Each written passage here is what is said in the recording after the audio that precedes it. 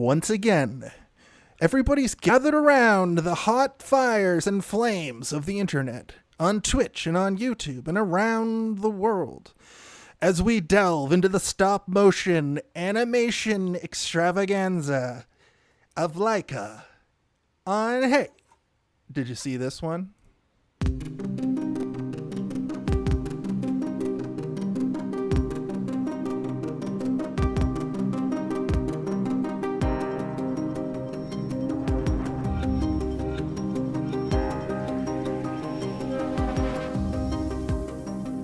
In a world where creativity is buried and dead, a mysterious movie studio lies in waiting, tinkering away with the tools used for captivating audiences, with heartwarming stories crafted through the exquisite art of stop-frame animation.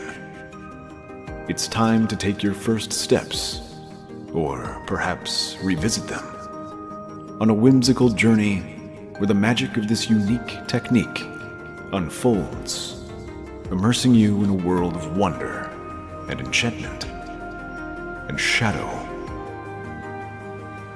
But amidst the captivating visuals, when the world seems dark and life feels like a heavy raincoat, Hey, Did You See This One? Reminds you to slow down and take things frame by frame.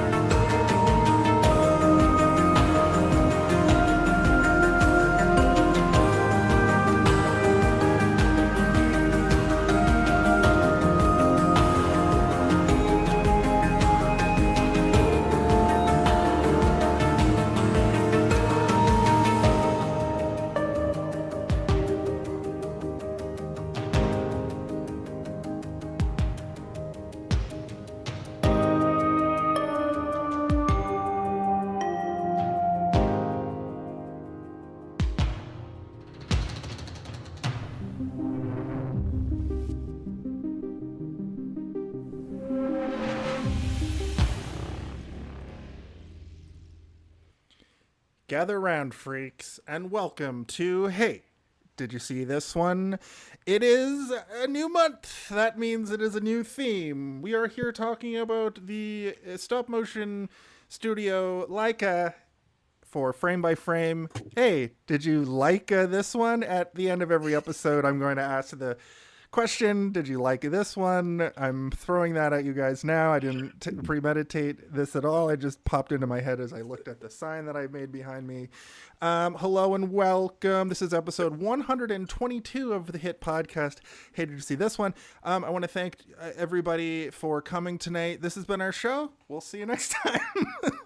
It's just funny to me that our intros seem to be getting longer and longer, but Steve put so much dang work into them that they're just fantastic. Oh, that one's maybe a little bit too long. It's a little bit, yeah. Where I'm like, I got a little crazy with the music. I'm like, I don't want to cut it off. I like the music too much. Well, you managed to make it so the beginning and the end have the same like little musical beat, so it works out really well. If you've noticed, we do have a guest as always. Tim Covey is back. Everybody, Tim Covey is back. Welcome back, Tim. This is your... Get this. You've been on this show. Here's what I'm going to tell you. You've been on this show 6 times. Oh my God. Is it actually 6? It's 6 because Yeah. I wrote because I'm trying to because there's like the 5 times club that I'm trying to keep track of for people that I want to change their picture, but I changed your picture after the new year. Anyway, welcome back to the show for the 6th time. You're going to be here for Thank you. 7th time in April. It's, you know what I mean? It's big Yeah. big stuff. It's big business.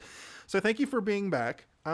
Before we get into the show, we play a little game on social media Mondays and Tuesdays where I put up a piece of the poster and I have people guess. This week, people got it. People love the movie that we're talking about tonight, ParaNorman. We're talking about ParaNorman by Laika Studios. We'll get into the director and all that in just a minute. But this is fan guessing game.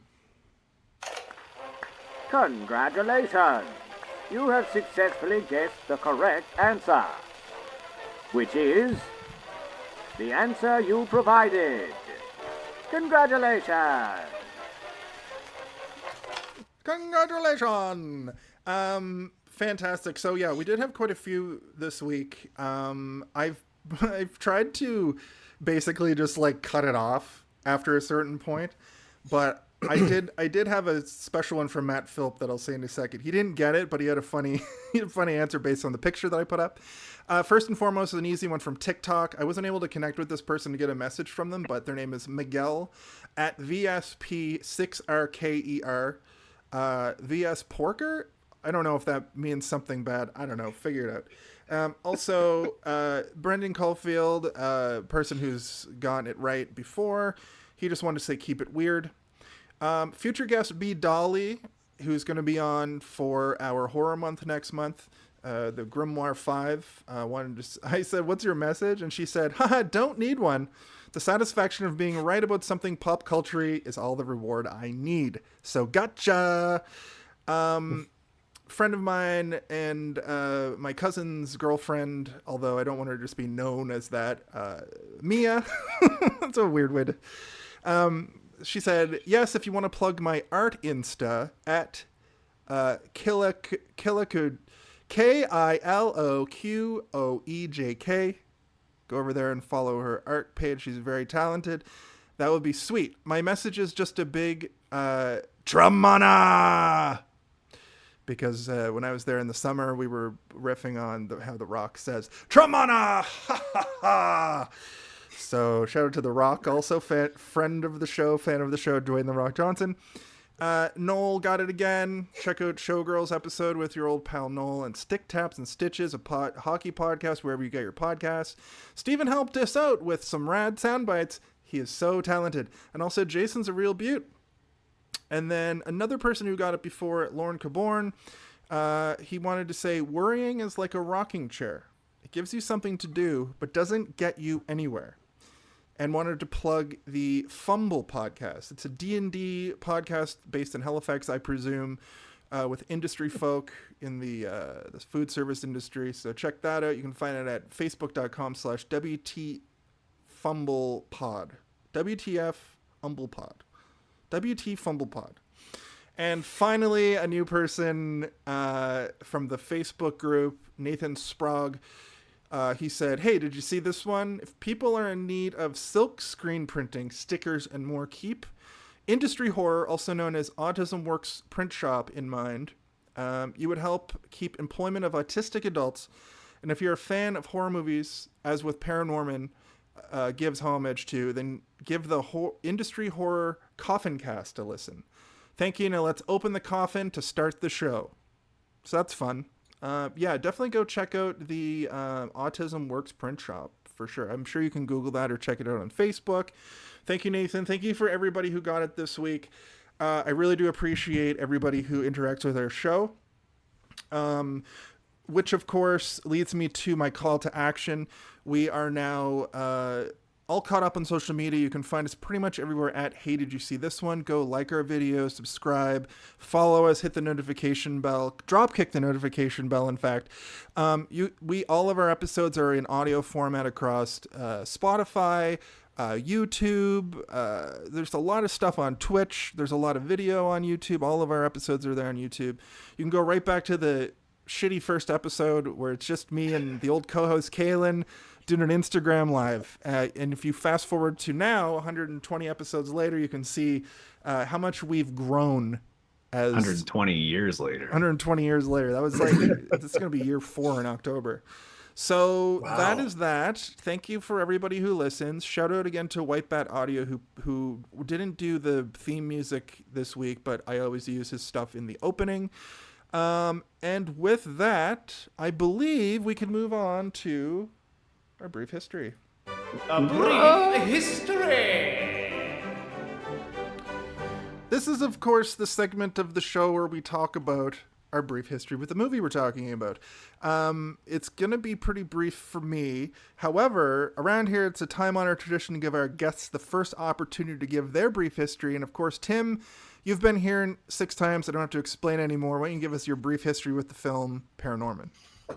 Yeah, I know the ropes by now, but my brief history with this is actually, I thought it was brief, but it turned out to be longer than I thought because I saw this before during my pre-CPAP life when apnea was killing me one snore at a time, and I apparently fell asleep for it and just lost complete memory of it. So even though I technically had seen it before, I managed to kind of relive it again this week, and I was regretted that I didn't remember it because it is a fantastic movie.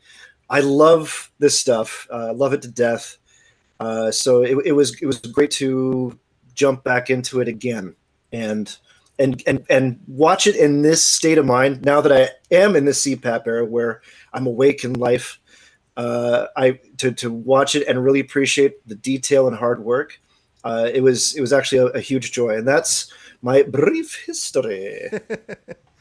That's great. I'm in that CPAP life too. I'm a big old boy. Snoring is murdering me. And it's funny, I went to the sleep doctor and he was like, "Oh, I can see all your results here from your CPAP machine. I notice you don't use it on the weekends." I'm like, "Yeah, I hate using it. So on the weekend I take a break." And he's like, "That's not how that works. You have to keep using it or you're burning the candle at both ends."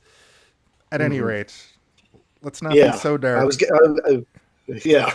No, I'm happy to be happy. It's like taking heart medication and you're like, yeah, I don't like taking it. I don't take it on the weekend. Yeah, basically. That's his reaction. But thank you, Tim. Steve, why don't you give us your brief history for the film ParaNorman? Well, I don't use a breathing apparatus when I sleep, but I did see this movie in theaters. And I remembered so much of it because I loved it so much. I saw it on a date, and it was great because we both thought everything was funny at the same time, and it made me feel really good about the date. And then I dated that person for 7 years, so it was kind of true, I guess. But yeah, it was amazing. I hadn't seen anything stop frame in so long, and I think the only person on the planet of my age bracket who was excited for this movie. I was trying to get a ton of people to see it. Nobody wanted to see it. So I forced somebody to come watch it with me. And I'm glad we did because there's a lot to love about this movie. And we'll talk about it when we get into the body. But body of the episode. I think that this movie is perfect for anybody who ever has felt weird or estranged or outcast in their life. Yeah, so, I have a lot to say about those. And a pretty strong connection for me, at least. Yeah, that's great. Thanks, Steve. Also, new first-time chatter, Kitty KTTV. Thank you for joining us. I checked out her stream, her page earlier today, and it's good shit. So check them out as well. For my brief history, I had heard of this movie. I had never seen it until like yesterday and today. And it's funny because when you were like, we're going to do Laika movies, you put a typo in the spreadsheet. And I thought that we were doing a movie called ParaNorman. And the whole time I never looked it up. I did that on purpose because I wanted to fuck with you. What's this ParaNorman? Yeah. That sounds like one of those like weird sort of like Japanese action hero movies from like the late 60s, like a black and white superhero movie from the 60s or something. I thought it was going to be like an Ultraman thing, which is interesting because Kubo and the Two Strings is like a cool, like, is it Japanese? Yeah, it's got Yes. it's got a lot of like folklore stuff, but it's also got a lot of originality to it as well. It's So I kind of probably saw that and just got my wires crossed. Anyway, like, do they only make Japanese folklore? This Leica studio? I guess Leica also kind of sounds like it could be a Japanese animation studio. true, but you showed me the opening sequence for Missing Link one night when I was at your place. So Yeah, that was how I convinced you to do this month. I was like, look, look, look! It's got the Loch Ness monster in it, man. in a Bigfoot. Great. So that's our brief history. Moving on now. I didn't get a chance to look up the director, but I'll have you guys fill me in. Here's director talk. All right. Quiet on set. Are we rolling? Okay, let's shoot this piece of shit. Sound. Speed. Action! This is, of course, director talk. The sound I keep in because I like the sound, the sting, but we've gotten some good use out of it. Last month we talked about John Carpenter all month, and the well kind of ran dry for this actual segment, but I believe that all these movies have different directors. But that said, if you guys want to sort of do a little rundown of the Leica studio situation, this would be the time for that as well. So yeah, that's that. Okay. So, I mean, we've talked about this briefly many episodes ago. I think, Tim, when you were on your first time on, I think we talked about Leica quite a bit because a lot of the alumni from that are the reason that Leica exists today. Even from Coraline, the Mark Twain era. Yeah, even Coraline, the sort of the bread and butter of Leica, directed by Selleck, who is the director of The Nightmare Before Christmas, and he worked on the Adventures of Mark Twain. But I think that's the only thing he's done for Leica. But at the same time, Leica's library is so tiny still. They do a lot of outsourcing for things.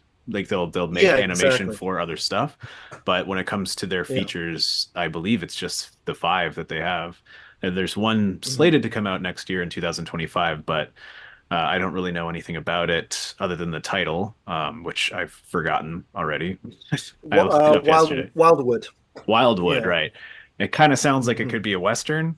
If you have seen The Missing Link, which we'll talk about at some point this month, it does have a lot of Western elements to it. So I think that maybe they kind of got the bug while they were making that, and they're like, let's make a pure Western. But we'll see. That's just my prediction. But they always kind of deal with fantasy, right? That's their forte. It's a very fanciful animation style. It's very storybook like.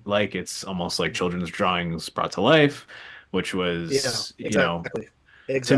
Tim Burton kind of influenced the style of The Nightmare Before Christmas, and then that style just sort of bled into everything stop frame. Even to this day, when you look at stuff, it always is compared to that. I guess that's sort of like the gold standard when it comes to stop frame animation. And it's an interesting style, and I like it. But I also, if you look from movie to movie, they don't look exactly the same. There's always a very distinctive style. If you were to walk down, the children's book aisle of a bookstore and look at the different illustrations, it's reminiscent to that, where everything is very otherworldly but different and have their own identity. The same can be said for each of these movies. Travis Knight, the CEO of Leica, such a strange story. I can't remember if we talked about this too much. A little bit, yeah. But it's very, very unique. Where it's like, it was the son of the owner of Nike, who is kind of show running a lot of that. But it almost sounds like the kiss of death at first, but sometimes these things end up kind of breathing life into it. Like at least there's some blood running through the veins of this in the form of money, because these projects, when it comes to theatrical release, and you go back to what we originally talked about, Adventures of Mark Twain, but all sorts of stop animation, clay animation, and all that stuff within that vein and that style, it's hard for them to make a return in money because,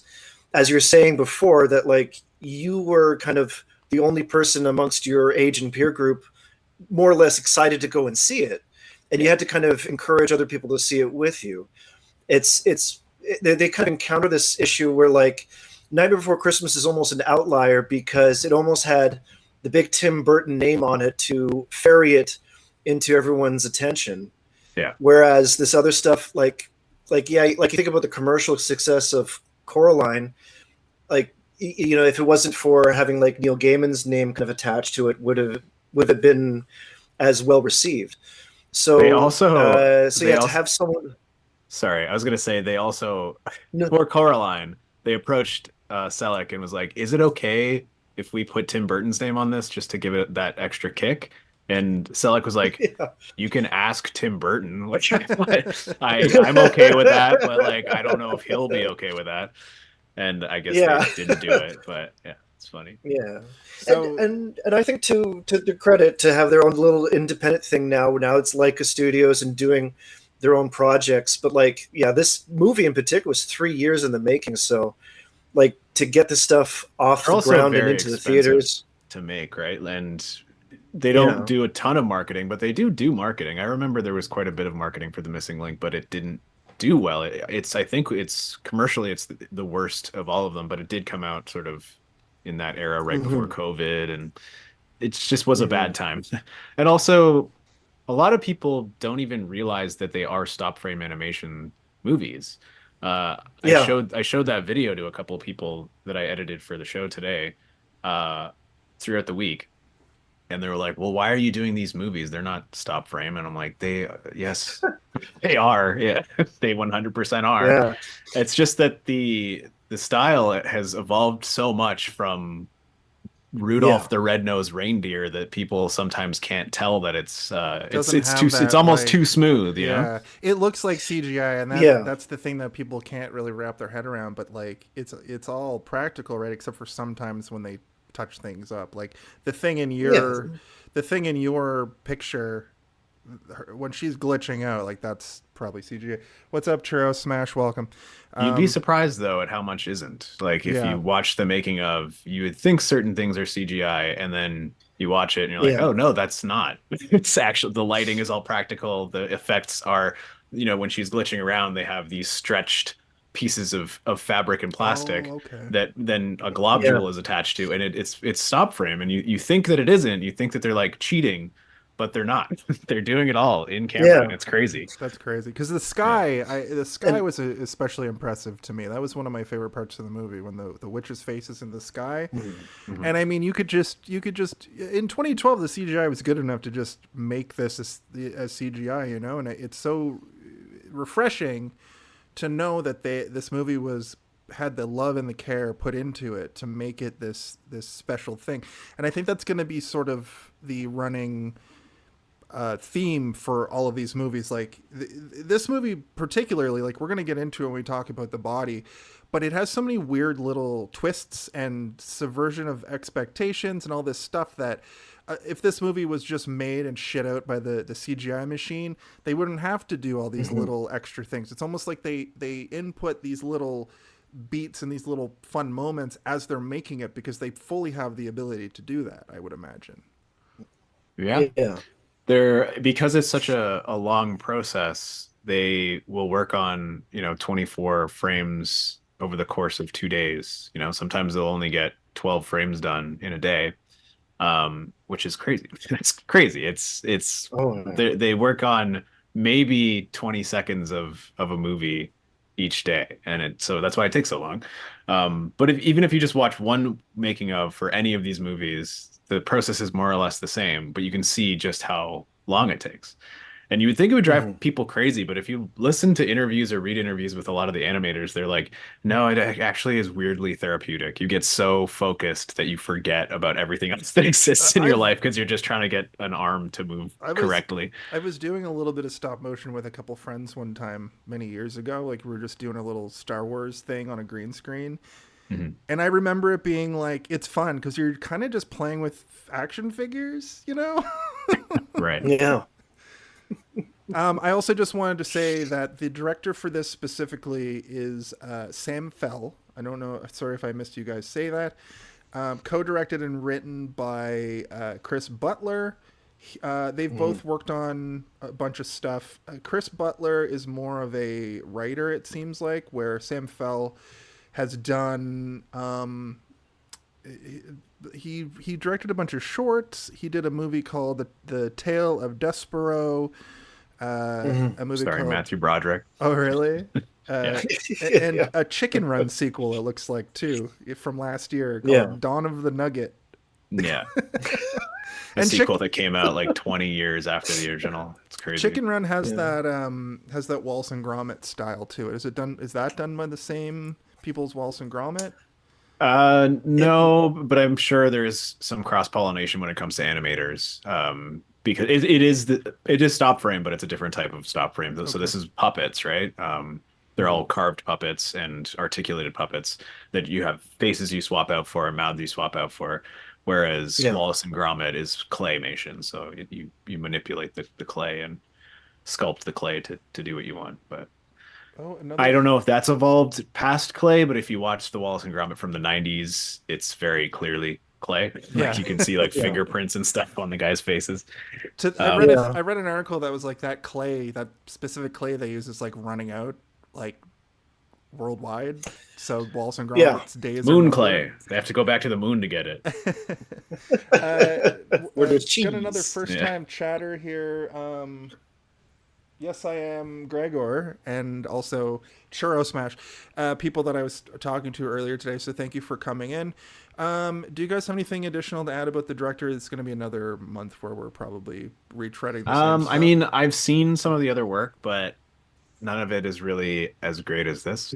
So it's kind of one of those points where I'm like, yeah, Flushed Away was a movie that came out and I definitely saw, but I have absolutely no memory of what it's about. I think it's like the World Cup is happening or something, and like there's a city of rats in the sewer, and the plan is to get everybody to flush their toilets at the same time during the World Cup to like destroy a city, I think, but I can't remember if that's correct or not. I will say that this is Sam Fell's top like star rating on IMDb.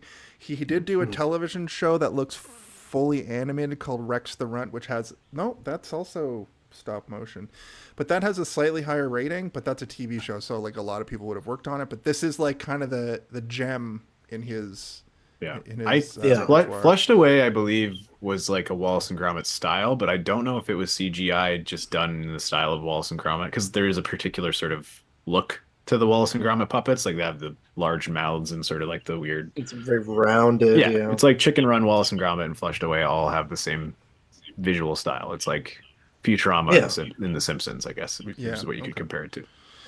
Yeah. Cool. Well, do you guys want to investigate a body? That's how I'm going to say it. The body of your uncle? Yeah. There is the body of my uncle. Everybody back up, because here comes the Jason's body uncle. of the episode. I do have a dead uncle. Sorry. I've had 3 sips of beer for the first time in 32 days, and I'm telling you, it's working. This is, of course, the body of the episode. This is the quote-unquote podcast moment, the podcast point, where we're going to run down the movie. I've written out basically what happens in the movie. I'm going to say some parts of the movie, and then we're going to have a conversation.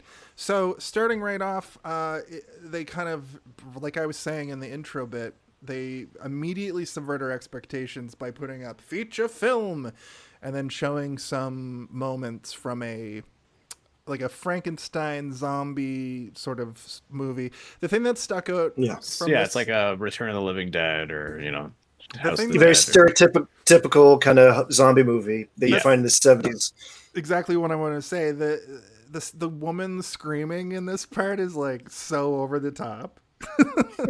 Yeah, it's like they've made it to be like specifically like a shitty movie from the 70s where the actors' hearts aren't really it. Like, isn't there a microphone comes down at one point? I was gonna say there's a boom mic moment. Yeah, it's very funny. Norman is talking to his grandmother, who's like, "What's happening on the TV?" Yeah, and it's all like it's shot in 4:3, so you're kind of like, "What's going on here?" And then it once it cuts to Norman the quality is just like vastly different. Where you're like, oh, I almost feel like it would have been interesting if they went full Rudolph animation, like just like really shitty. Like he's watching a movie in the world of an animation movie. What if the animation is shittier than the That would be animation good. that we're watching, kind of thing? Because they're Yeah. employing a something like that in the new. I don't know if you guys saw the trailer for the new Death Stranding game, but the Norman Reedus character has this like little puppet that he has with him now. That is wisecracking, obviously, but its frame rate is lower. I don't know anything about it. Yeah. The frame rate of my point is the frame rate of the doll is much lower than the rest of the game, so it Right. stands out in a similar way to what you're describing, which I think would be really interesting. Well, they did something in Into the Spider-Verse, which is pretty cool, where the Anarchy Spider-Man, they animated him on a different frame rate than everybody else, because even in the world of animation, he's breaking the rules, kind of thing, right? So it's like the way that they animate that movie, they animate every second frame, so it's kind of has that choppiness. But then for that specific character, they animated on every third frame, I think. But then sometimes they would go to fourth frame or back to second, and they would just kind of like, so watching that character is specifically jarring because you're like, ugh. Anarchy Spider-Man. He doesn't follow any rules, not even the rules of animation. We're also This ain't your daddy, Spider-Man. we're also introduced. My dad actually likes those movies, and he's the biggest Spider-Man fan I know. We're introduced to kind of the family at this point. We get the dad, who's Jeff Garlin, the mom, who is Leslie Mann, and the sister, who is Anna Kendrick. They kind of give him shit for being a loner a little bit here, and then we get the reveal. They're like, "What are you talking to ghosts again?" kind of thing, because he's like, How many times do we have to tell you, Norman? Your grandma's dead. You're like, oh my god. and then right before the title comes up, we get the effect for what the ghosts look like for Norman. I wish they would have done this a little bit more. We get a really soon after this, we get an extended shot of like how he sees all the different ghosts. But I wish, very good, yeah. they kind of focus on the zombie element of it for the second half of the movie. So I really liked the way that the ghosts, the ethereal green, like almost ghostbusteriness of the ghosts, looked cool. Yeah. And I think that it's also, for anybody familiar with Star Wars, you're like, oh, this is kind of like how Star Wars opens, where he's like, you better not be talking to his weird, estranged uncle. His uncle who lives on the hill, who is a hermit. And you're like, okay, so this is like an Obi-Wan situation. Got it. Mm-hmm. except for much more endearing in the end, I would say. A little bit, yeah. His parents don't get horribly murdered and burned by stormtroopers. True. But the dad mentions... he doesn't kiss his sister. In this one, anyway. Maybe there's a cut where they don't know their brother and sister. The dad thinks the uncle's responsible for all this nonsense, and we just cut to the uncle taking pills and rummaging around his creepy old house. And it's one of the great things about these movies is everything is very deliberate, right? And so like, because it takes so long to film and they can't change things once they've shot things, they have to really plan everything out super specifically and well ahead of time. So a movie like this doesn't just cut at a time when they're like, oh, that doesn't work, let's cut to this instead. It's like, no, they've deliberately planned everything out. So you get those nice transitions of somebody saying something and then it cutting directly to another person referencing the thing that person just said. Where he's like, he better not be talking to his uncle. I doubt his uncle even knows who he is. And then we cut to his uncle holding a picture of him. Okay. It zooms out and he's got the all the pictures and the tacks with the string attaching all of them together, like you see in a police station. And he's just mumbling and grumbling to himself in that wonderful deep ass John Goodman voice, Fred Flintstone voice. Yeah. And Jeff Garlin at first, his voice at the beginning of the movie sounded a little pitched up or something. I was like, is that Seth Rogen? He didn't say enough lines yet. They sound the same. Yeah. Basically. But then a minute later, I was like, oh, that's Jeff Garlin, obviously. But John Goodman, I was like, yep. You can't, you know John Goodman's talking when he's talking. Mm-hmm. As I said, Norman, there's a montage of Norman getting ready. Then he heads to school. And along the way, he sees a bunch of different style ghosts. There's like a hippie and a greaser and a parachute person in a tree. Mafia man. A He's like, "Hey, how you guy. doing?" He's like, "Hey, how with you his, with doing?" his, with his feet in the cement shoes and the fish swimming around him. Yeah. I also like the been- greaser being like, "Yo, Norman, what are you playing hooky over here?" It's interesting to me that Norman is like so afraid later. Like he becomes the hero pretty quick, but it's like he's been seeing ghosts, I assume, his whole life. So like if I was just seeing ghosts all the time and was just like acclimated to it, I don't know if a lot would scare me. I guess if the dead started to rise. Yeah, but I think he also, because he knows so much about ghosts, he knows that ghosts can't actually hurt you, so he's not scared of ghosts. But a zombie, they can eat your brain. Yeah, it's true. This also has... What were you going to say, Tim? Oh, no, I was just going to say, yeah, like it's interesting you point out that dynamic where like that he is afraid of zombies because he's been watching like so many zombie movies and all that kind of stuff. So that's kind of informed to where he's at. Yeah. There's a lot of... so I kind of lay this out more in my outro, but this movie is one of those situations that's like, it's a family-friendly kind of more kids movie, but like if you're an adult watching this, there's a lot in it for you. And the dark humor and some of the more adult jokes like hit pretty hard. And I think the thing that hit me the hardest in this movie that like maybe a kid won't think through, or maybe it'll affect them to affect change in the environment, as right as he enters the school, or he's walking up to the school, a bird flies by who is dead, is a ghost, and has a fucking thing around its neck, a six-pack plastic around its neck, and like tries to chirp, and but it just coughs like. I was like, oh my god. Yeah, and there's also, a lot of good sort of like adult humor, but it's safe enough, but there's even a couple that you're like, wow, that's pretty risque, but obviously I don't give a shit. I'm watching this movie as an adult. I don't care. I'm almost 40 years old. The score is really interesting throughout this movie, but as he walks up to the school, the like song that's playing, I think it plays at the end and in the credits as well, was really well composed, sounded really good, kind of groovy, not what I was expecting. This goes back to what we were talking about earlier, where it's like the love that they just put into everything. Like they clearly, I didn't look up who composed it, right, but I would imagine that they chose a composer who could fit this vibe and could fit all of the like different sorts of moments, because there's like family stuff, there's like hard horror, there's just going to school, like I said, and it's a bit haunting and uplifting in a weird way is what I wrote down. So that's good. And the composer was John Bryan. And he's much like anyone talented, he's done tons of stuff, and it's like the list of bands that he's been in just goes on and on. But he's produced with people like Fiona Apple, Robin Hitchcock, the Crystal Method, Kanye West. The composer for this, he's been around the block. That's amazing. Yeah, all sorts of movies. Yeah, even if you just look at the filmography, you can recall that DNA and be like, oh, Step Brothers, the sort of like the original score for Step Brothers does sort of sound ParaNorman-ish if you think about it for 2 seconds. I Heart Huckabees. I think he did Eternal Sunshine as well. Let me check. Sunshine of Spotless Mind, yes. Punch Drunk Love, Magnolia, because that's all the same director, I think. So, and that's and directors often have their go-tos, but when they have that, it has that sort of charming, jaunty sort of quality to it, where it's uplifting, but there's something sad about it. Yeah, it inhabits the movie very, very well, and that juxtaposition you just brought up of like there is a pluckiness to it and a somber undertone, which is a part of the theme of this whole movie of bullying. Yeah.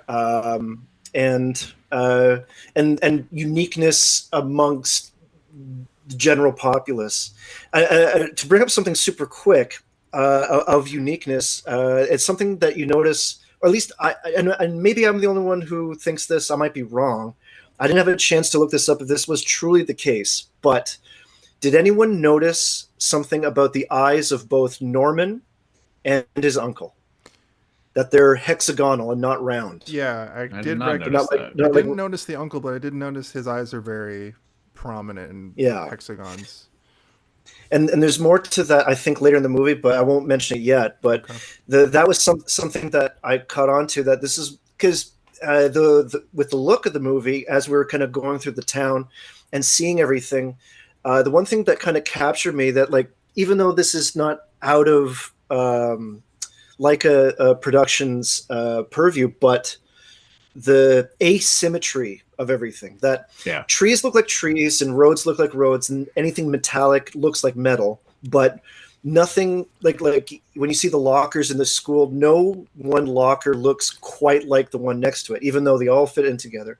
Yeah. And to kind of think of that like level of detail where it looks like it fits but it doesn't, and to kind of echo back to what you said before, Steve, of there's like a childlike depiction in the proportions of things, where even people's heads, even though they work emotively, they're not quite symmetrical.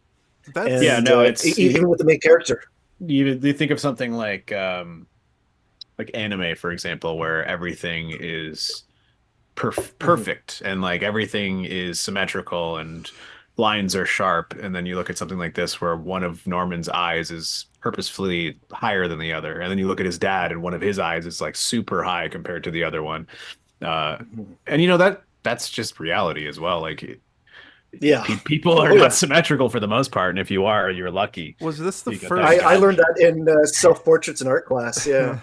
Was this the first movie that sort of informed this style? Because I've noticed in gaming, most, like a lot of, I won't say most or a lot, I won't make a blanket statement like that, but a few games that sort of are meant to look stop framey or claymated. I'm thinking of Neighbors, you know, or Bad Neighbor, or whatever. Well, that I mean, one you can is. think of, you can look at something like Psychonauts, Or which came out, Psychonauts. Yes. which I came was out thinking before this Psychonauts, movie, too. well before this movie. I think it's like 2004. I think that the style itself is decades and decades Okay. before this, but you know, like even if you look at Tim Burton's stuff from like Beetlejuice or something, where his like sculptures that Yeah. come alive, and that it's very similar to this sort of style, and that's from like German expressionism film from like the 40s. Yeah.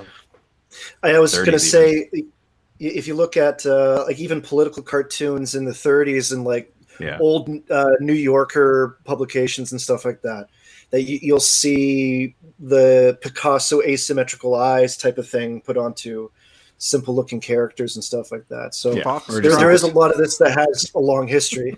yeah, or even just like overblown political cartoon like caricatures and stuff. It's like you think of like Yeah. images of like Prince Charles from the 90s and stuff, where it's like, oh, his teeth are the size of like the car that he's driving and shit. Yeah, he looks like a boglin. Yeah. But yeah, but it's interesting where like you look at Nightmare Before Christmas, where it almost has it gets away with an almost, and pardon the comparison, a Giger like symmetry where it looks symmetrical without actually being 100% symmetrical. Whereas with this, it kind of embraces, and I feel somewhat this is intentional, but like it embraces weirdness in the world. That there's uniqueness to be found around you. Yeah, I love that. and yeah, and I find that to be kind of strung throughout the whole movie, beyond the obvious themes, but like visually and subtly, it's kind of there the whole time with you. Yeah, even like the popular or attractive people in this world who are meant to be popular or attractive are also completely asymmetrical Courtney and weird still looking. like she's a little bit more symmetrical than her mom, but she's still got that weird forehead that her mom has. I think Norman might be the most symmetrical. Elvin's a little bit symmetrical too, but he's got that like gray skin. I like what you're saying. Like whenever they do wide shots of the town, everybody looks crazy. Everybody has a crazy different look, which is really interesting that they did. I assume that they didn't skimp. They made all of these models. Like obviously they didn't have to animate all of them the same way that they animate the main characters, but those wide shots, the town didn't feel dead. Remember He-Man? I know it's a live action movie, but like He-Man, the town's just dead because they couldn't hire the people. Yeah. Everybody was on vacation. We discussed this, guys. We talked about this already. To death. They're showing. Sorry, go ahead, Tim. Oh no, I was saying that like yeah, they really peppered in a lot of life and activity, but like interestingly enough, in the beginning of the movie, you're introduced to the most activity in town through the ghosts. That their color, even though they're all kind of see-through green, but they're colorful in their behavior, and that they're so in a very Beetlejuice way, very accustomed to just being dead. Mm-hmm. They've been dead for so long and in this state of existence that it's just another morning. It's the equivalent of seeing the neighbor mowing their lawn on your way to school. They're like, oh, top of the morning to you. It's so nice when you get the reveal of all the ghosts too, because yeah, that's the thing too, is that like even for sorry, you kind of like jambled around there for a second. I couldn't tell what was going on.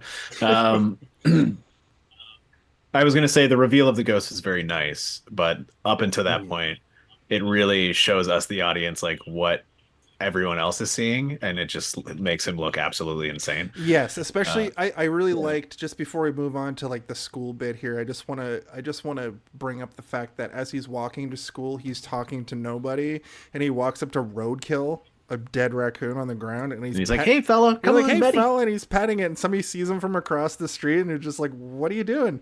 And then that's when it like morphs over to us seeing all the ghosts, which was a really cool reveal, because then you find out that, and they do this a lot in movies with ghosts, like there's 6 ghosts in this room with me right now, you know what I mean?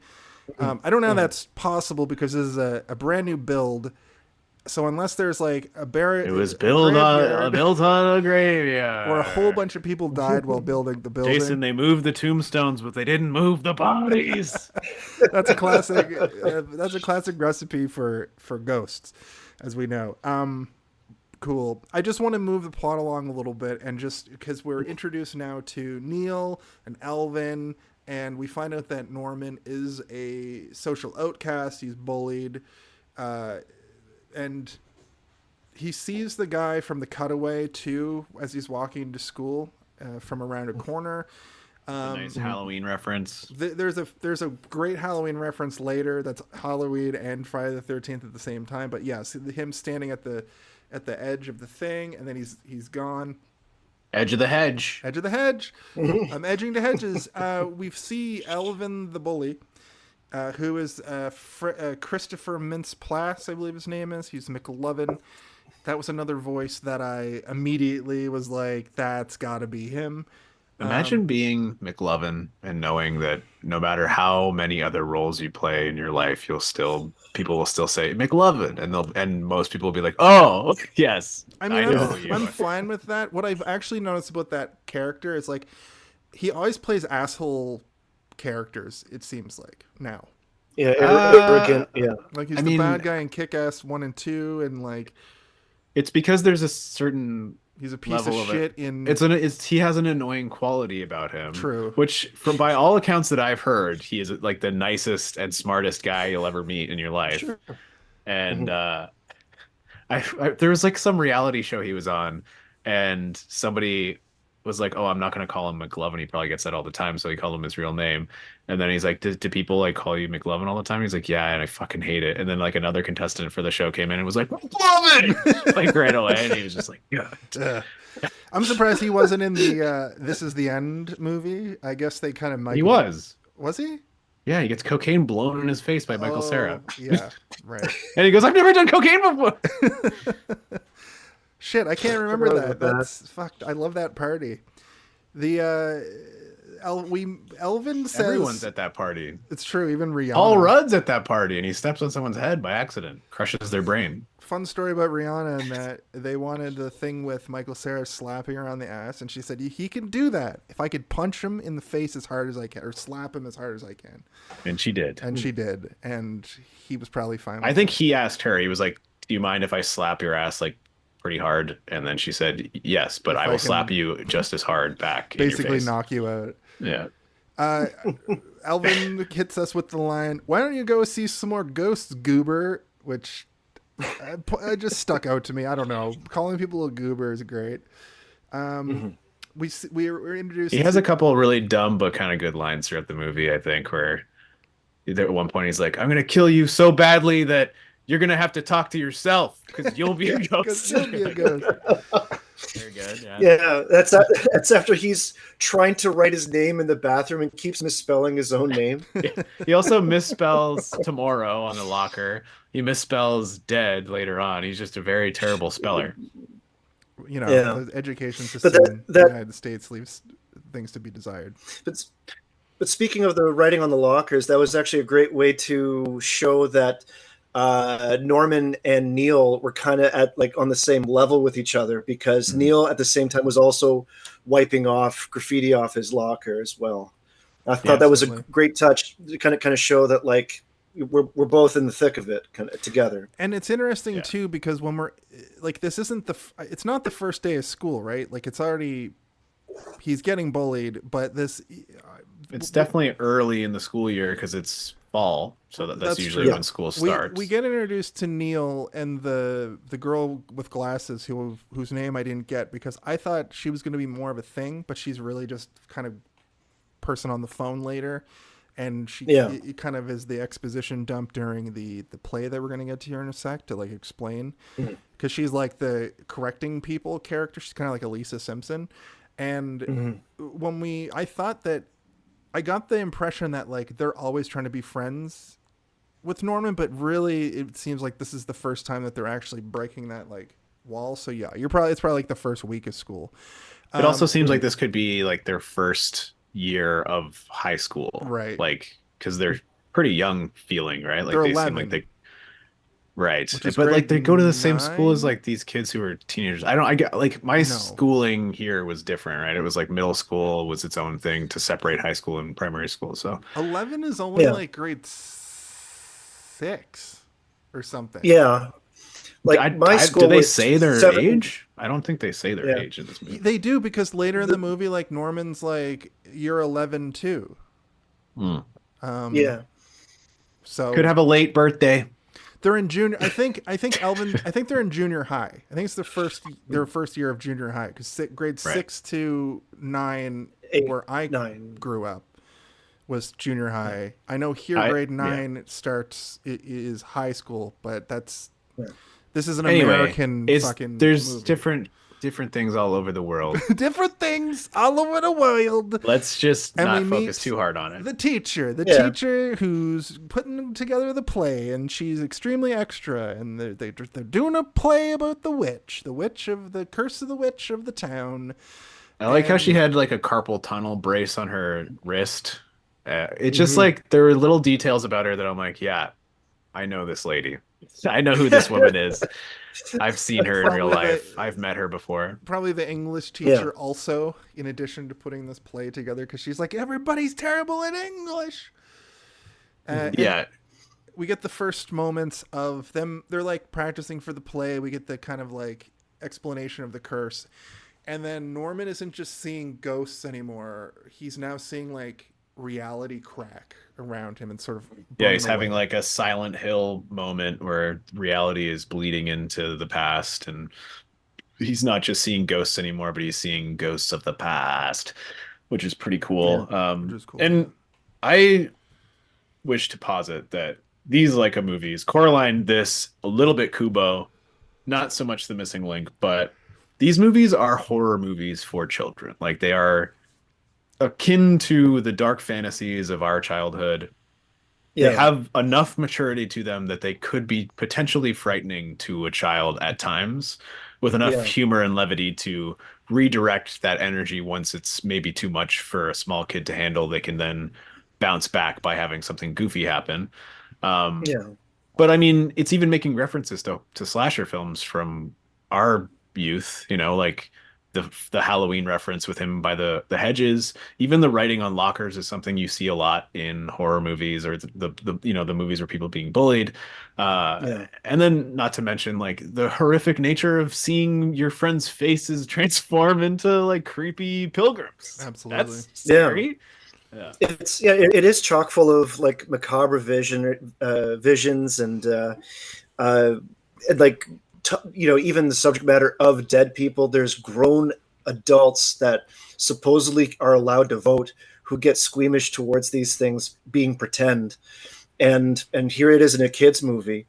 But that's a good point. It's almost like modern day grim fairy tale, Yeah. in a sense, and a testament that like there will always be an element of this where inherently all our lives will be fascinated by these things because it's dark and mysterious, and we are curious people, and we'll be curious about this stuff, about the dark woods and what goes on in the graves at night and all that kind of stuff. And they keep and I say, oh, go ahead. I was just going to say this movie keeps changing your expectations because it doesn't follow the regular sort of arc that a movie like this normally does. As I mentioned before, like this movie could easily have just been like a pretty basic concept, but they keep doing little twists throughout it. And we get our first real like lesson coming up here where Norman's like, I can't deal with you people. And also I just saw the past, and Neil catches up to him, and they have a really frank conversation about how, like, you know, you're going to get bullied in life. It's a part of life. It's survival of the fittest, essentially.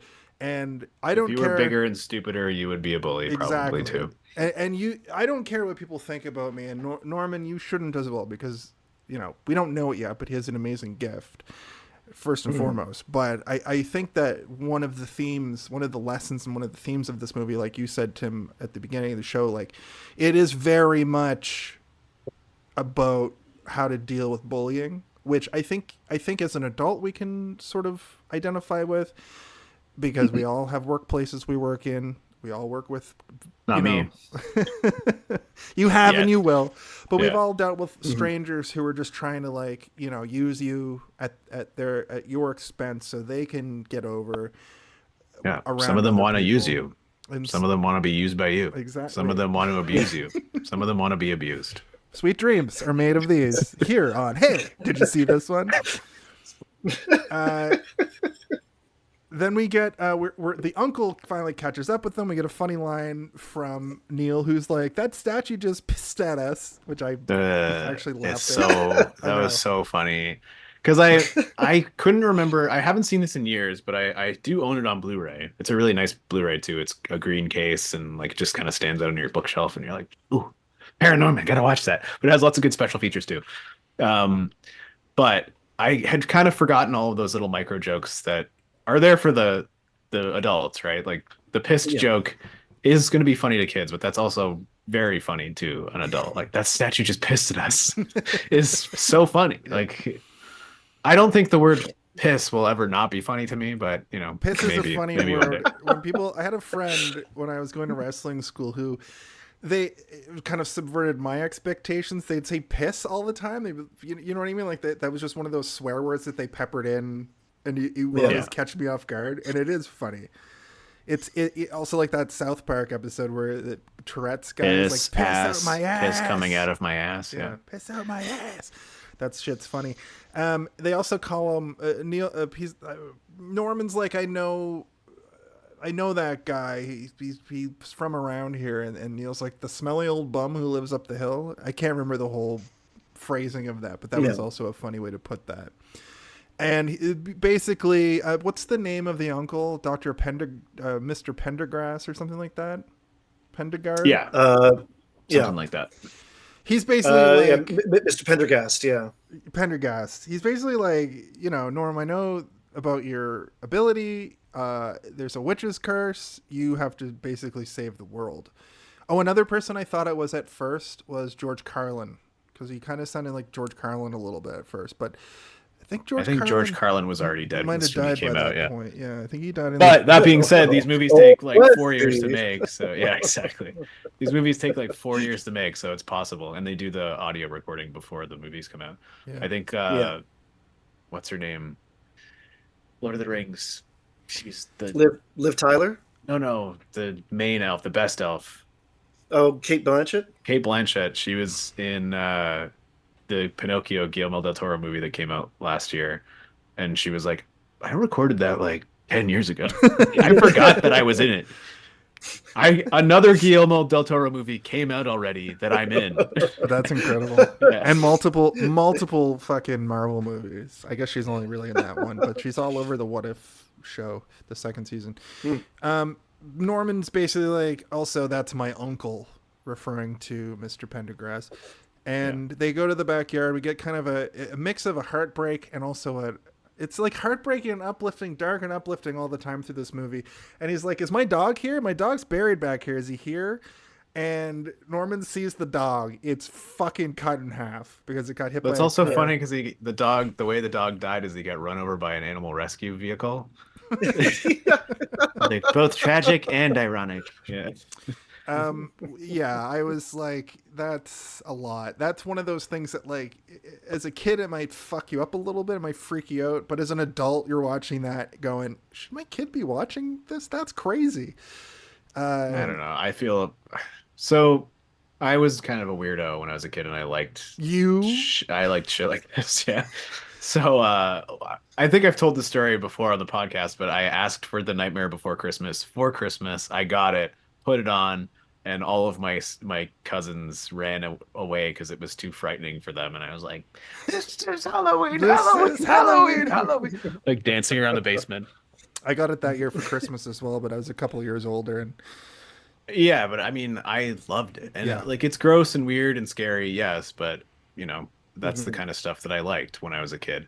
I was like, every day is Halloween when I was a child. Like I would open up the Halloween costume box all the time and just like dress up like Dracula and be running around my house like blah blah blah blah blah blah blah. And I've talked about how I couldn't handle gore and horror, especially at that time. But like Mortal Kombat, for some reason, was my favorite shit.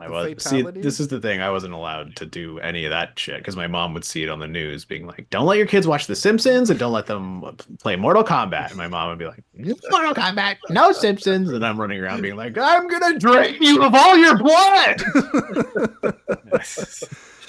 We're introduced to Mitch, Neil's older brother, who is Casey Affleck, who I should have known because he's got a pretty prominent voice. But he kind of plays a doofus musclehead. He's working on his van. And Neil, through all this, wants to teach Norman how to not be such a loner. And Norman's like, I want to be alone. Yeah, I love being by myself. Yeah. We get a really great sequence too where the uncle dies, but his ghost like goes out of his body and then goes back in. He's like, "Ha, I survived," and then dies again. And then it's a good sight gag. He's like, "Not yet. I will not be killed yet."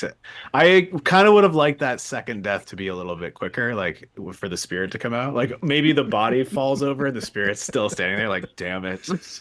I feel like the gag could have been a little bit cleaner, but it was still good. It was still good, and they spent all the time to animate that. Like, just let them cook, Yeah. I did want to say that the part where Neil is trying to get him to throw the stick kind of really resonated with me because I was one of those kids where when other kids were trying to get me to do stuff, I'd be like, "No, I don't want to. I don't want to. No, I don't want to." And even still today, I'm kind of like that sometimes, unless it's like something that I know I should do. I'm like, "No, I don't want to. Just leave me alone." Nowadays, I'll be like, "Fuck off. I said no. No means no, motherfucker. Get away from me." But as a kid, you get sort of stressed out by trying things or doing things or kind of like not wanting to do things. With board games. When people are like busting out a board game and they're like, "Come learn all these rules." I'm like, that's a little bit different than throwing a stick. True. But yeah. True. I like to sit. What's the rules of stick? Throw. Nope. Too much. What am I supposed to do here? Too many rules. No, but it's not, because I understood the feeling that he had was it's not that he didn't want to do it. It's that he doesn't want to be included because he's scared that he's going to fuck it up somehow. It's a big vulnerability issue. Yeah, it's not because he doesn't want to or that he doesn't want to disappoint the other person so much as that he doesn't want to fail at the thing that he's trying to do, because it seems to me that a lot of the stuff in his life he automatically has either failed at, or the things that he's good at he's being told are odd and strange and that he shouldn't do those things. So it can have some pretty harsh effects on a child's mind, right? If they're constantly being chastised by something that a lot of people would consider to be a gift, right? Yeah, we go to the Witch's Curse play now, which it's like has a bunch of funny moments. Like they're just poorly singing Season of the Witch, which I thought was funny. Which I'm the like, what does trailer this for have this to do movie- with any of this? I don't know if you've seen the trailer for this movie, but it is cut to Season of the Witch, and it's Okay. very, very good. And I rewatched the trailer a few years ago. I can't remember why. I think I was just asking somebody if they'd ever seen it. So I was like, here, watch the trailer. And I run D&D all the time, and I started listening to Season of the Witch after that, and it like spawned an entire D&D arc just based off of watching the ParaNorman trailer. I was like, you know what? We got to do some witches, and we're going to use this song, and every version of it, every cover of it is going to be all over this D&D campaign for the next 2 months. Which is and great. it was good. It's a classic hippie song from the 60s. But speaking of witches, the town this takes place in, this is somewhat like a version of Salem, Massachusetts, because I think it takes place in Massachusetts, right? Yeah, but And the fact that like the town has like franchised the idea of witchcraft and witches in the town, that they make it into their economy and their local culture. Absolutely. Yeah. It's weird. It's funny you say that because I was just listening for them to say Salem, because at one point they're talking about, and they say the name, and it's some name that's not a real place. I think it's just easier, right? And you can make up something pretty easily rather than have to worry about running into actual history. So it's like, we want to make this story up. Let's just make up a place. But even the teacher, when she's talking about the play, the little girl is like, this is not historically accurate. And the teacher's like, it's not supposed to be. It's supposed to sell postcards and t-shirts. And you're like, okay, so they're just really playing into the green face, big nose, big hat kind of witches. Yeah, because the Gruntilda witch. Because she does have like that face stuff on in that first scene in the beginning. After they sing the song, the witch was basically like, I damn you all to hell. And an owl flies down and lands on Neil, and then the fabric of space and time starts to crackle again. And Norman is now fully in the past, and the dead are coming for him. I think that they're dead. They're the dead at this point. They're not like the people yet, or like, because later in the movie we get to see what actually happened, or they're calling him a witch, because we don't see the full scene. They're chasing him through the woods, right? And we are then later in the movie, we realize that he's actually reliving the little girl's actual experience. He's being chased, but it's actually her that's being chased. Yeah, and he kind of comes to Neil standing over him like, what's going on, bud? Freaking out. And he freaks out further. He's like, the dead are coming to get us. And the teacher's like, that's not in the script, but it's pretty good. I like this. And then he's like, did he just say the dead are coming? And his dad's like, no, he didn't say that. And then Norman's like, he did. The tree told me. And then everybody looks to Neil, who's like dressed like a fucking tree. And then unfortunately the dad is a huge naysayer and reprimands him driving home. Well, the dad is one of those really shitty parents who care more about the perception, the perceived home life of him and his family than he does about the well-being of his family, which is not great. It's not great when you care more about what people think of your family than actually like what your family is experiencing. You're a bad dad.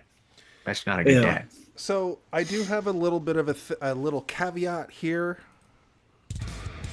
That's when they said the name of the movie in the movie. So, oh no, they don't actually say the name of the movie in the movie. They don't ever say ParaNorman.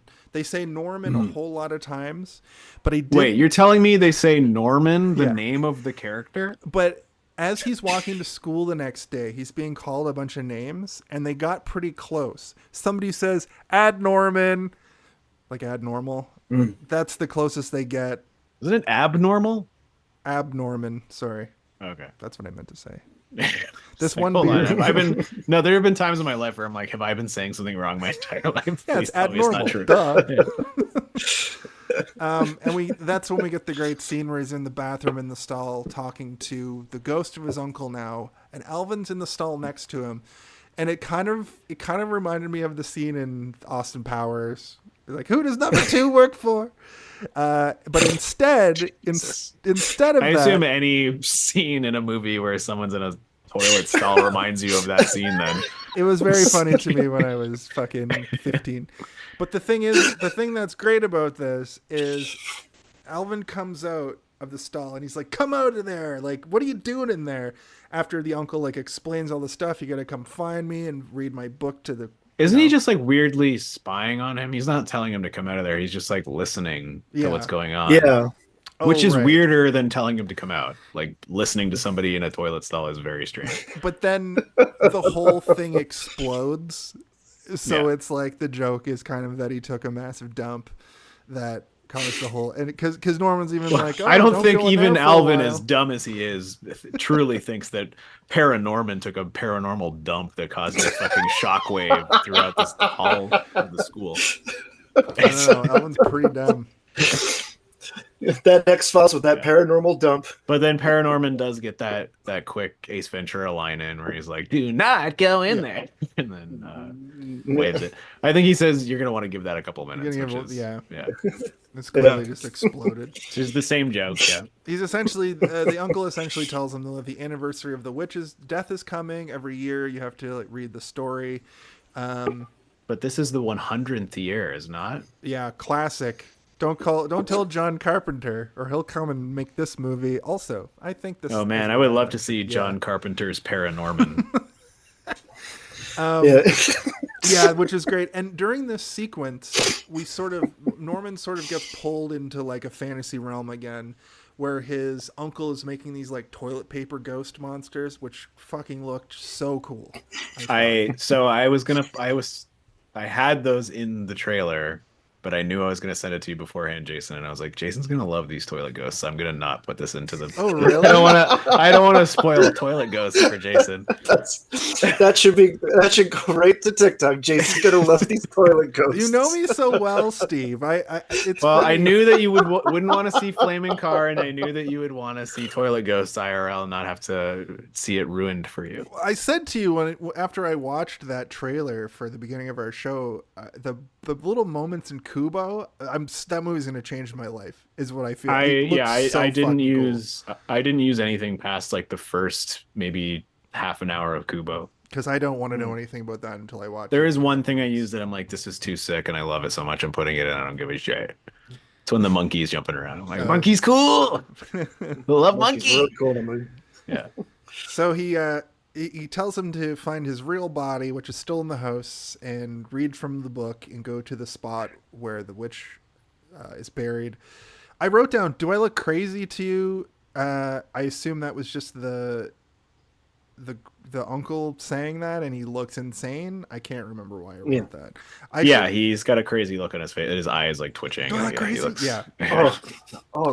I don't know if you guys noticed this detail. This is like a Toronto Transit Commission thing to see, and it's super sad. But the foot that's wrapped in a bag on the uncle.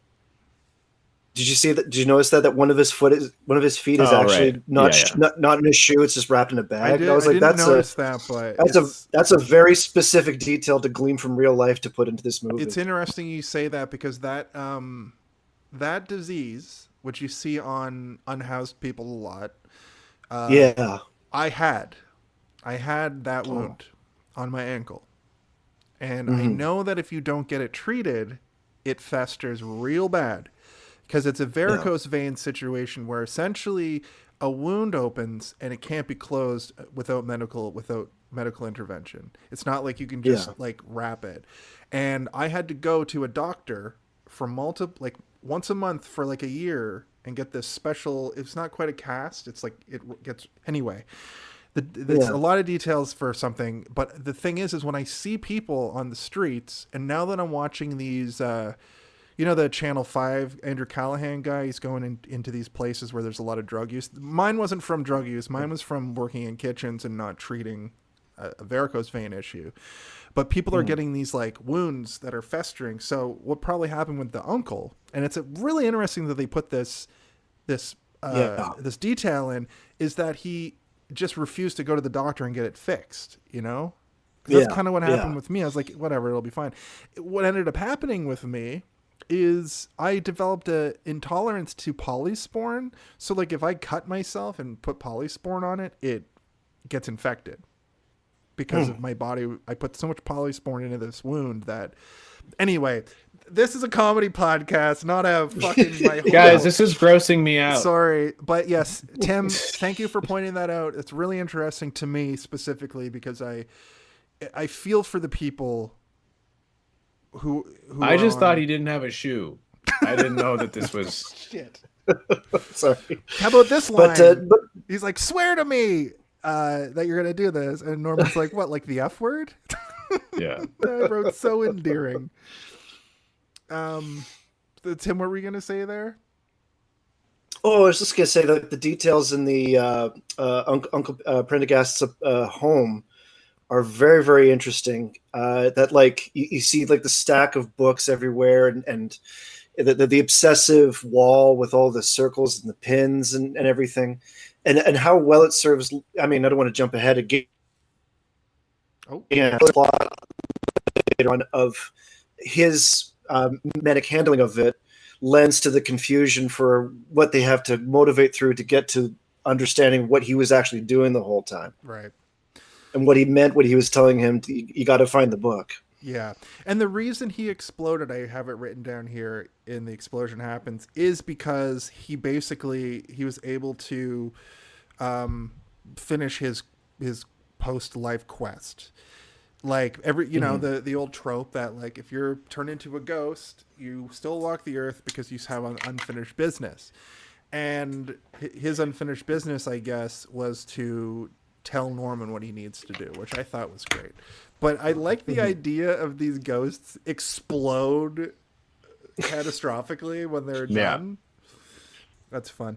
And why did I write down "ow my boobs"? Oh, because Alvin says, if you don't tell me where Norman went, I'm gonna punch you in your boobs. Oh, yeah. And then he goes, I don't have boobs, I have pectoral muscles. Right. And then he punches them and he Neil. goes, ow, my boobs. Which is a funny joke. But So- I also liked that he had a list of all the reasons that he is bullied. And it wasn't, just for being fat, which is like, kind of a shitty reason to bully anybody at the best of times and the worst of times. But allergies and he had irritable bowel syndrome. I'm like, oh man, I'm real high on the list of things that Neil has. I've got all these things. But it suits that like he like has all of the other stereotypical things that bullies would bully people over, whereas Norman has like these very specific thing, which is like he talks to ghosts, like a thing that nobody else would ever have. Yeah, but there's a bit of equilibrium between the two for that. Yeah. We get the reveal. It's not really a reveal, I guess, but Norman's at home now, playing with his action figures or whatever he does. His phone rings. It's the Halloween theme, which is great. And he looks out the window, and it's a shot from Halloween of Neil standing by like the drying sheets. Sheets, Laundry. Yeah, which is a shot from Halloween. But he's wearing a Freddy mask or Friday the 13th mask, Jason hockey mask, which I thought was great. And also, Grandma shows up to give him a pep talk. Also, he lifts up the mask and he goes, "You want to play hockey?" That's funny, man. And for him, it's perfectly innocent. Yeah, but he's standing there so creepily, like with his arms kind of like spread wide. He's got his like shoulders and feet spread wide. It's so funny. Yeah. It kind of reminded me of a Simpsons gag a little bit. Mm-hmm. Like, hey Bart, you want to check out my new hockey mask and chainsaw? Yeah. A lot of the sensibilities in this comedically were very sort of like 90s era Simpsons, where the joke is there, but then the joke is doubled down upon, where they do like the joke on top of a joke on top of a joke, and it usually works, but in this movie it works pretty nicely. Like I don't think there are too many jokes in this movie that failed for me. Even like the butt coming out of the ground, like the zombie butt, and all the zombies are coming up, and like the one zombie comes up butt first. I'm like, you know what? I like it. I like it. Yeah. The grandma shows up to give him a pep talk about basically like being a loner, and reveals that her duty, or the reason why she stuck around, is to watch over Norman. And Norman basically goes to do the goes to do his duty, which is go up to the uncle's house. We get that great scene that we saw in the opening of Alvin breakdancing, which is, for some reason I was like, yeah, bullies breakdance, and it's just him breakdancing with his goon squad cheering him on. Yeah, it's not like he's doing it to impress anybody except his weird friends. Yeah, and Norman blasts through on his bike, like drives right through it. So naturally, Alvin's like, "What the fuck? Let's get him." And he makes it to the uncle's house. The place is disgusting. There's rats. There's a funny rat moment. There's a funny slug moment that comes out. We also the other thing, the thing that I didn't understand. There's also like he opens that thing and all the like moths fly out, but the moths are like the size of bats. So it was kind of both. It's just good visual stuff. When they cut to, what was the thing with the forks though? Like it was like a chandelier made of forks. Was it supposed to be a trap? I think he's just crazy. I think his uncle is crazy. Like his uncle made that probably thinking it was a trap, but it's not really. It's not like, really. If anybody happens to be near this chandelier made of forks, they're gonna die. Like, I don't think so, man. So he finds the uncle. He reads the book. He's trying to. Oh, this fucking scene is so. This is like for adults and would make a child feel weird. It felt like the scene from Drag Me to Hell, Sam Raimi's Drag Me to Hell, when she accidentally knocks the corpse out of the coffin and it like spills bile all over her and starts gumming her, and you're just like, "Ow!" Like it felt like that. Essentially, though. It like the body's rigor mortis, and he's trying to get the book out of its hands, but like the whole bunch of slapstick, like crazy stuff happens. Like it falls on top of him, and then its tongue comes out and like licks his face. And you're like, oh no, Norman! Yeah, it's like a slightly grosser version of Weekend at Bernie's kind of thing. Yeah. I mean. Yeah, it falls somewhere in between Drag Me to Hell and Weekend at Bernie's. It's the ParaNorman part. Yeah. I do want to do Drag Me to Hell in this show at some point because I feel like it is one of those movies that not a lot of people have seen, but it's got some wild stuff in it that is reminiscent. It's a great Raimi. We have a non-sequels grimoire coming up. It's a little problematic nowadays, but I think if you can kind of take a deep breath and just look past the horrible use of the word gypsy over and over again. Jesus Christ. Yeah. Make a cut where we censor it and put in Roma. Well, I mean, it's just... But it's still offensive because... It's like they're using the culture as like a mystical thing where it's like they put curses on you. Oh, it's an evil Romanian curse. He bashes the head off stuff. He gets stuck under the body, like you said, the tongue thing. Oh gosh. Norman heads into the graveyard with the book that's fully grown over, which I thought I like this fully grown over. I like a fully grown over graveyard. I think it's a great aesthetic. I think it's more haunting to me than a regular graveyard because it's almost like a secret garden, but a haunted secret garden.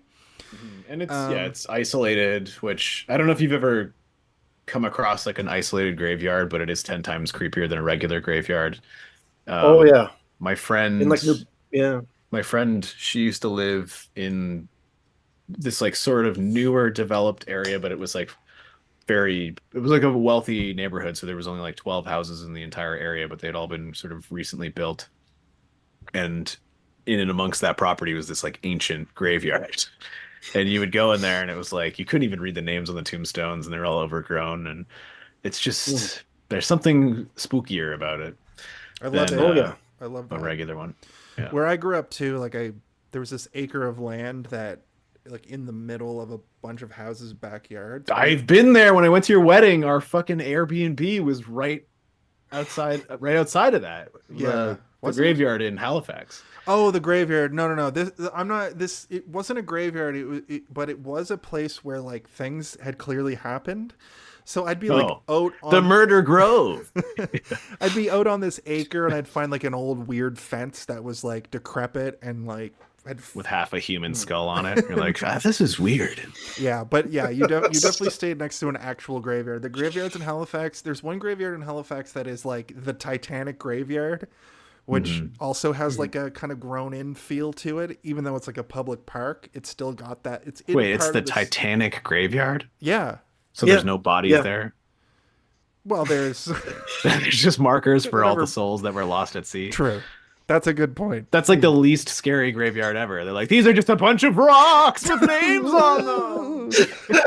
I never put that together because I'm incredibly intelligent, but I'm not smart. But we see a circle of graves here. A circle of graves will always make me feel a particular way.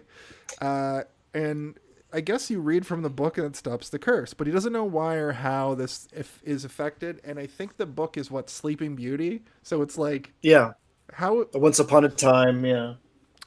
And then I wrote, he's going to miss something and it's going to be game over. And you know what? I thought he was going to start reading an incantation and then Elvin was going to show up and interrupt it. And he was going to get Spider-Man No Way Homed, but no, that's not what happens at all. He tries to read from the book. It's like dusk when he starts reading it. It becomes night. The dead rise, and basically Elvin and Norman are now in an undead nightmare situation. Yeah. Here comes the nightmare Ade witch due curse. Dembala, give me the power, I beg of you. Ate platu nictu. He combines them all. I thought it'd be funny if we did a new segment on this show. Maybe we get a sting for it.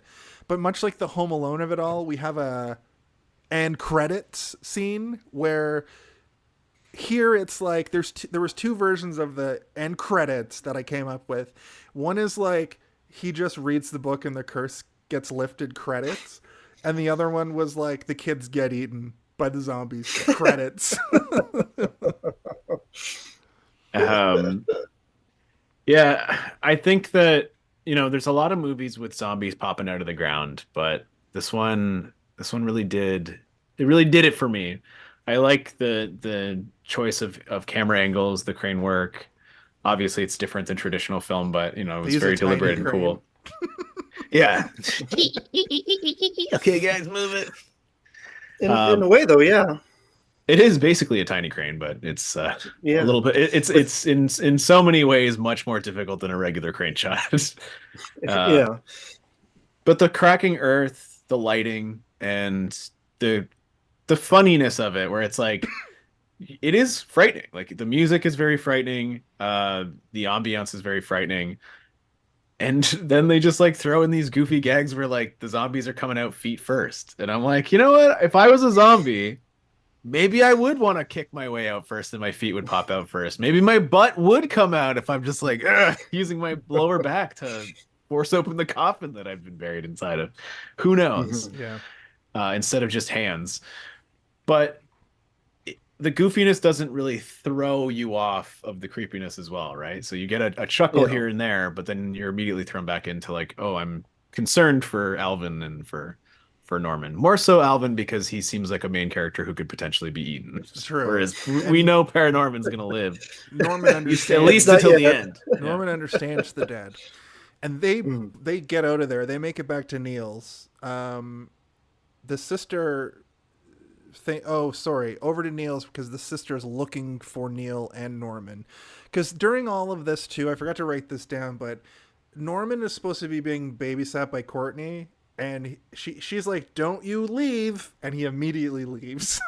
Yeah. So she's now looking because she's supposed to be babysitting while the parents are out, and she thinks Norman's there. Neil is there by himself. He's perving to aerobic videos.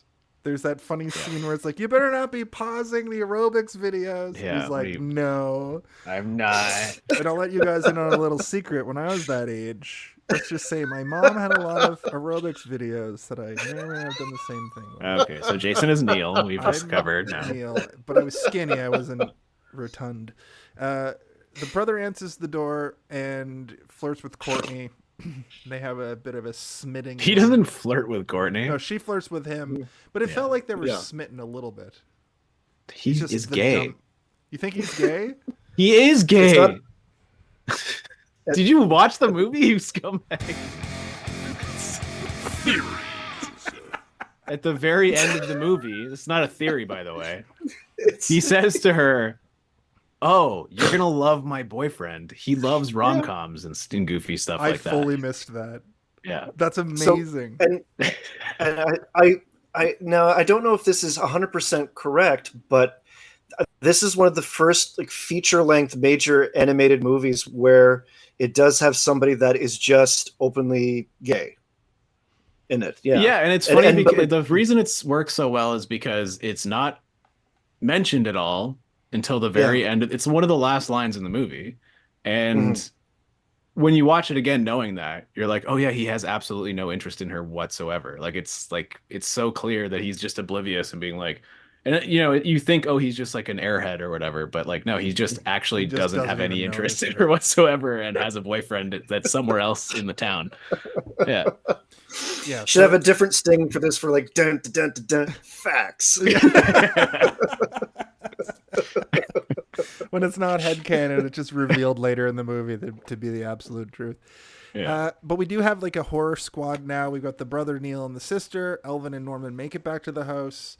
There were 7 victims. It's Sleeping Beauty that they're reading. So I wrote 7 dwarves, but that's not. Yeah, that's Sleeping Beauty. No, that's Snow White, brothers. White. Right. So it turns out 7 dwarves. Sleeping Beauty just has 1 dwarf.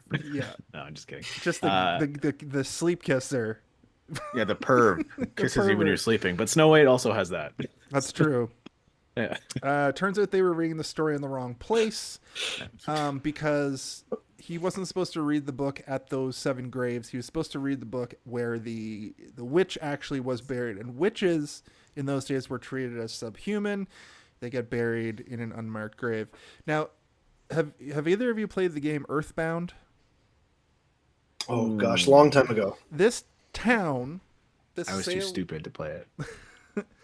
I mean, too busy dealing with ghosts. You probably just couldn't, like, you probably was out at a time where you weren't like. My mom thinks that I could see ghosts when I was a kid, by the way, but my mom believes in ghosts. I don't believe that ghosts are real, but she has told me some weird stories where I'm like, what? Apparently I would just like be talking to people and then I would come downstairs and be like, the boy in my room Jonathan told me in the that closet said that I should come out of the closet. Yeah. There was the boy and the man that lived in the house. That's fucking crazy. Yeah. You do have an active imagination and you're an artist, so maybe you were just I guess trolling. Yeah. I don't know. I don't have any memory of the boy and the man, but apparently they existed. That's crazy. For me. The reason I bring up Earthbound is because this town reminds me of the third town is called Threed. In the Japanese version, it's called Threek. I don't know why they were like, oh, calling it Threek is too freaky.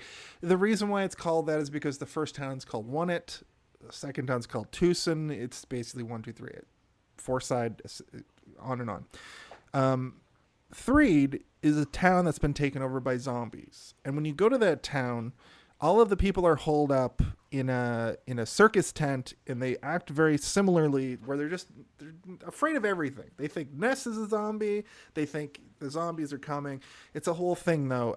But I just wanted to bring that up because there were a lot of similarities here in the vibe of a town being taken over by literally a small amount of zombies. There were no real rules for these zombies. In fact, right when they get to the point in this movie, as we're going to get to here in a second, where you would normally get the rules for the zombies. The rules for the zombies are that we don't find out the rules. We don't find out if they bite people, you turn into a zombie. Well, they're not zombies. They're not like normal zombies. That's what's so funny about this movie is that the townspeople are the zombies at the end of the day, right? Where like there's literally a scene where the zombies are held up in a house, scared for their lives, as human beings are like their arms are busting through walls and stuff. Yeah, you know, it's like that was great. A reverse that was really movie. good. Yeah, and it's so fun, and I'm sure this has been done somewhere else before because it's, you know, it seems like a very obvious thing to do in order to subvert the expectations of a zombie movie, to have the humans being the zombies. But visually it's so fun, and the zombies being horrified, like when they first get to the town and they see that the town has changed so much, and they're like horrified by television and people just eating snack foods and stuff. They're like, oh, it's great. It's Yeah. so good.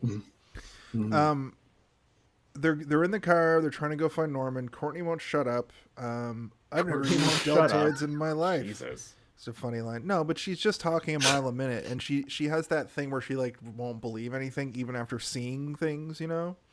Yeah. They almost hit Norman and Elvin, and they smoke a zombie. They do the go to check the body trope, and I wrote, "Don't get bit." He doesn't. Jason's watching this with like Walking Dead rules. I Being like, was. club his head, club him in the head, destroy the brain. Destroy the brain. I'm glad they didn't destroy the brain, because who knows what would happen to the ghosts later. The brother football punts the head, which I thought was great. And they drive off, but a zombie grabs on. We're introduced to the police officer, who sucks. Who's just like the worst police officer ever. I think the car chase, or not chase, but car sequence is probably one of the most fun bits in the entire movie. It has several chuckles, like Yes. several moments where I was giggling to myself. It's that chaos thing that I love in movies, when there's just like one crazy thing happening after another, and it's all so unhinged. But it's just the Looney Tunes shot composition and like the comedic sensibility of all of it is so high tier for me personally.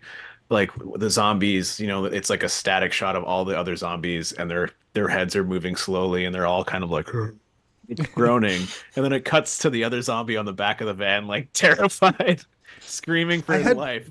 But he's like staring at them, like, "Help me! Like, help me, please!" I had made a note that the zombies are actually really like interesting to look at. They were just animated so cool, and they just had a different. They all had something weird going on with them. Like there's the tall one with the broad shoulders who has like a lip that's dangling and kind of always moving. All of them had something interesting. There's the one with the teeth where it almost looks sort of like a bird crocodile. The big like square zombie was pretty cool. It was just like I think they did a really good job of the main characters in this movie for the humans, but they did just as good for the zombies themselves. And I remember the first time I saw this, I was kind of like disappointed by the zombies when I first saw them. I was like, these zombies are just kind of whatever, standard zombies. But as the movie goes and you start to understand what they are, you realize that all those specific sort of traits that have been given to them are there for comedic timing, and then later on for a point of reference for you to feel bad for them, where you're like, oh man, the emotion is really coming out on the lip guy right now. Look how sad he looks. The lip one especially, because its lips are hanging below off the jaw. Like when I first noticed that, I thought like I was just kind of took a moment at that point in the movie to kind of absorb the amount of creativity with how individually interesting everything is. You know, like at every moment that like in general for the movie anyway, like every frame is a feast for the eyes, because there's so much going on, and you can get so much from rewatching over and over again, especially during that chase scene to catch all the different jokes that are overlapping each other as well. There's so many good little, like there's a joke here where they right before they zoom by, she's just talking on the phone and she sees the skies all fucked, because throughout this whole sequence the sky is like swirling and becoming more and more like, it hasn't gone full witch face, but it's like clearly purple and swirly, kind of like when in Ghostbusters when the sky starts to get weird. And she goes, the sky's changing because the kids are using up all the bandwidth with their cell phones. Yeah, just blaming it on Wi-Fi somehow. Pesky kids. Yeah. And that's when they zoom by, and she's on a moped, which I thought was also like dumb and funny. Like she's trying to chase this. The police department doesn't have that much money, but there's like the moment where they're rolling down the hill as well, and it cuts to the interior of a house where two people are just like drinking wine together as the car is rolling down the hill. That part was really good. And it's just like, they're not saying anything. They're both just going, oh. And it's long enough that you know that they could have had some sort of dialogue, but they don't. They're just like stupidly giggling to one another. Like one of them just told the worst joke, and you don't know what it is, but you know it wasn't that funny. They're both fake laughing, basically, and Yeah. it's so good. That's do why a couple of deaths I on the think day. yeah, I think gold star of this movie is that entire card sequence because like there's so many parts in it that just make me laugh every time. And it doesn't drag on really. It's like No, and it's not that long, but it's chock full. Like it is rammed full of like funny little bits. Yeah. Without overstaying its welcome. No, yeah, exactly. They do manage to call the I mentioned this earlier, so I won't stay on it too hard, but they do call the girl who I thought was gonna have more of an effect on the party, but that's when they tell them that basically you have to go to the town hall because you have to find out where the witch is buried, because they don't bury witches in a marked grave because they weren't considered people. I already talked about that. So they race. They're back in the town. They race by the parents. The police officer crashes her moped into the car, and that's when they crash and roll down the hill for like I say way too long, but I don't mean it went on for too long. It's just hilarious. They end up careening down this hill and rolling, and then they land perfectly in the parking spot of an auto body shop. I just looked up the voice of that girl because I was like, is it anybody? And then I looked a picture of her up and I was like, she looks so familiar. And she is the little girl in the Silent Hill movie. Oh, that's a weird sort of like kind of, I mean, it's obviously not like a huge connection, but the fact that this movie has so many Silent Hill elements to it is kind of cool. Silent Hill came out around the same time, like maybe 2008, 2009, 2006. Yeah. She was also in that movie where they're in a cabin in the woods. I was like, what is it called? Yeah, she was in a lot of horror movies. She was also in BioShock 2. She did some voices. Is she the little sister from BioShock 2? She is, yeah. Crazy. We get it. Okay, so in my head, I don't know. I completely missed the line at the end about the Casey Affleck character being gay, but we get the old like, oh, I can't believe that you're hurt.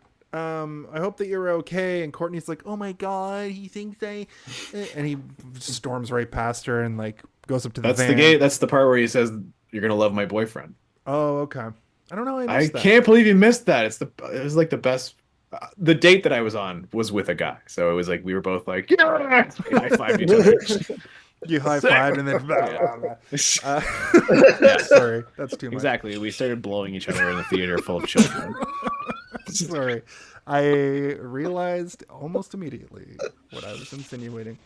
Then we just and then the truck, the van like breaks down fully. He starts breaking down, and we get a side cut to a man at a vending machine who just wants his greasy bits. There's a bunch of like noticeably similar to real products in the machine. It's funny because I was cutting around I was cutting clips out of our Castaway episode, so I was listening to us talk about product placement. But this does the thing where it's fake products. There's like a crunchy bar clearly, but it's like labeled differently. Yeah. But he's just trying to get it. They're called greasy bits or greasy chunks or something. So something like that, yeah. And we get a weird, like, the zombies are like lumbering towards him, but the bag's at the very back of the machine and it's rolling forward in that, like, the coil. Yeah, that's a spiral, yeah. I thought it was a really funny, like, way to do a little countdown. And it's funny because he's like, and he runs away and they finish falling and he's still going, and he runs back and grabs them and runs away. I just thought that was funny. That's when the zombies round the corner and see the modern horrors. They see the people coming to the strip club. I think they had already seen the billboard of like the witch casino. Yeah, they see the sign for the Lucky Witch Casino. They see all the modern things like spray paint, a guy spray painting a skull, the TV. They freak out, and then when they walk out, they subvert our expectations because the humans freak out a bit. They're like, "Oh my god, humans!" and then a woman just pulls out a shotgun. She's like, knock if you buck, buddy. And yeah, it's interesting that the humans just fight back immediately. You never see that. In fact, when I love zombie movies and TV shows, but in my head, I'm like, there's so many moments where I'm like, especially like The Walking Dead, there's a midpoint where like they've been in it for so long. How do they still fear these slow ass zombies? I get that Fear the Walking Dead. Yeah. I get that the hordes can be intimidating if they just like suddenly overtake you. But like there is a moment before they become like certified zombie killers where they're still freaked out by like a couple of zombies. I mean, I think that a walking corpse would never not get scary to me anyway. Somebody coming at me with their skin hanging off and their brain hanging out of their head. Who wants? I certainly wouldn't want me? them to touch me. Yeah. And I will say that I know they probably that smell bad, like really, really bad. there's a Walking Dead show that's sort of like a CW high school show that takes place 20 years after day one, and the zombies are treated like a comedic afterthought. So maybe Walking I Dead don't. Junior high. It's like high, yeah. It's like they're in high school, and there's one. It's season, young Rick Grimes. He's like, I hate zombies. Carl. No, I named my son Carl one day. it's like a group of outcasts at like a high school in the future that the world is just basically fine, but there's still zombies around. That sounds terrible. It sucked. I watched one. I love The Walking Dead, but all of the spin-offs like are High School awful. Musical, but with zombies. You know, it's like the grassy but zombies guy. That might have been what they were going for. Like the one girl gets pregnant and she gives birth to a zombie. Are they like teaching them? Is it like school? Like they have to go to class? And Yeah, stuff? it was like a high school drama. That sounds like And the worst there's fucking just thing I've ever scenes heard about. whenever they showed zombies so in bad. it was just We're like, now learning about American history. Why? Yeah. The fucking world has been devoured by zombies. And Who gives a rebuilt. shit? yeah, it was terrible. I just remember there was a scene of like that was played for comedy where there was like kind of like a small horde of zombies and the military just comes and just like steamrolls them, just kill. Why didn't you do your calculus homework, Jimothy? My dog got eaten by a zombie, and then the zombie also ate my homework. the dog didn't eat my homework. The zombie ate my dog and then ate my homework. Sorry to just re-say your joke, but I wanted to make sure you were clear.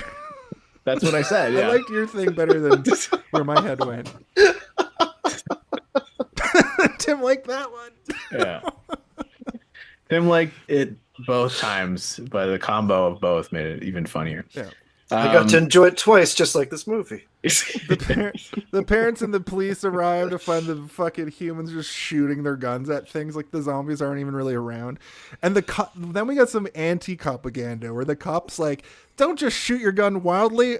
That's for the police to do. And I was like, high five to this movie.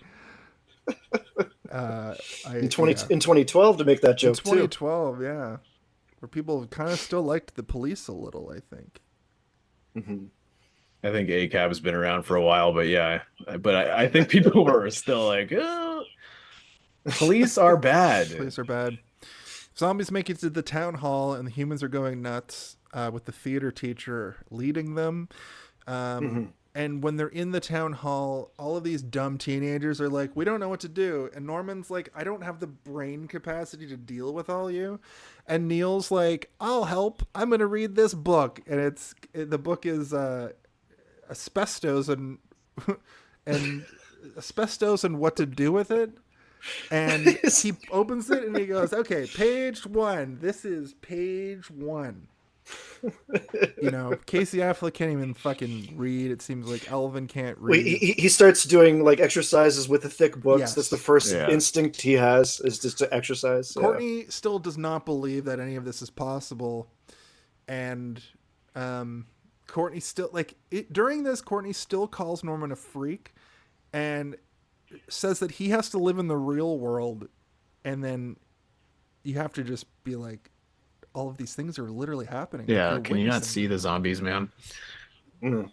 Yeah. But I mean, she semi redeems herself by the end. I think that there's this really heart-wrenching moment near the end of the movie, but she has nothing to do with it. Her turn does not really in any way make me feel human feelings, but No. everything leading up to Norman both succeeding on his quest and being in that sort of hell world is it's beautiful. Mhm. We're almost there. We're almost there. Mhm. So it kind of becomes a situation where they leave the room, leave Norman by himself in the library, and now we get a sort of almost M. Night Shyamalanian twist. Shyamalanian. Shyamalanian, not really. I'm being hyperbolic.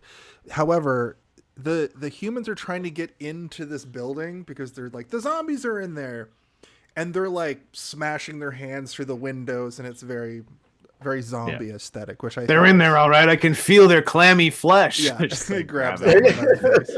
Yeah. And they're acting like the Horde. And I thought They it was are a the great Horde. subversion. Yeah, it's one of those things. It's very surface level, but it also works so well, and it's fun and smart. And I can't really think of an example off the top of my head, at least a mainstream example that has done that before, where they literally have zombies being attacked like humans, where the zombies are fearing for their lives as though they are being attacked by zombies. Like, it's pretty funny. That's the big turn of the movie here, where it's like they do kind of a double turn where the humans are now bad and the zombies are good, and you feel bad for the zombies. And this is even before they explain their case, really. Because what kind of happens here is, as they're being like a horde outside, the zombies sort of corner Norman in the library.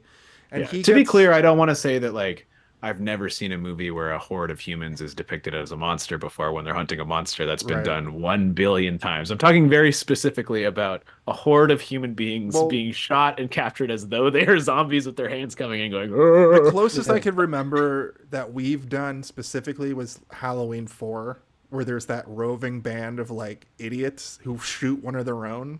Yeah, I mean, or even Assault on Precinct 13, it has a zombie feel to it, but I'm talking specifically zombies being hunted as though the humans are zombies. It's very funny. With like Dutch angles on them and everything exactly. as it zooms in on them and they're leaning to grab. Yeah. So the zombies sort of corner Norman in the library. He runs out. He climbs to the roof. He climbs to the tower on top of the roof. He pulls out the book and he tries to start reading it. The witch face is now a full witch face. I thought it looked so friggin' cool.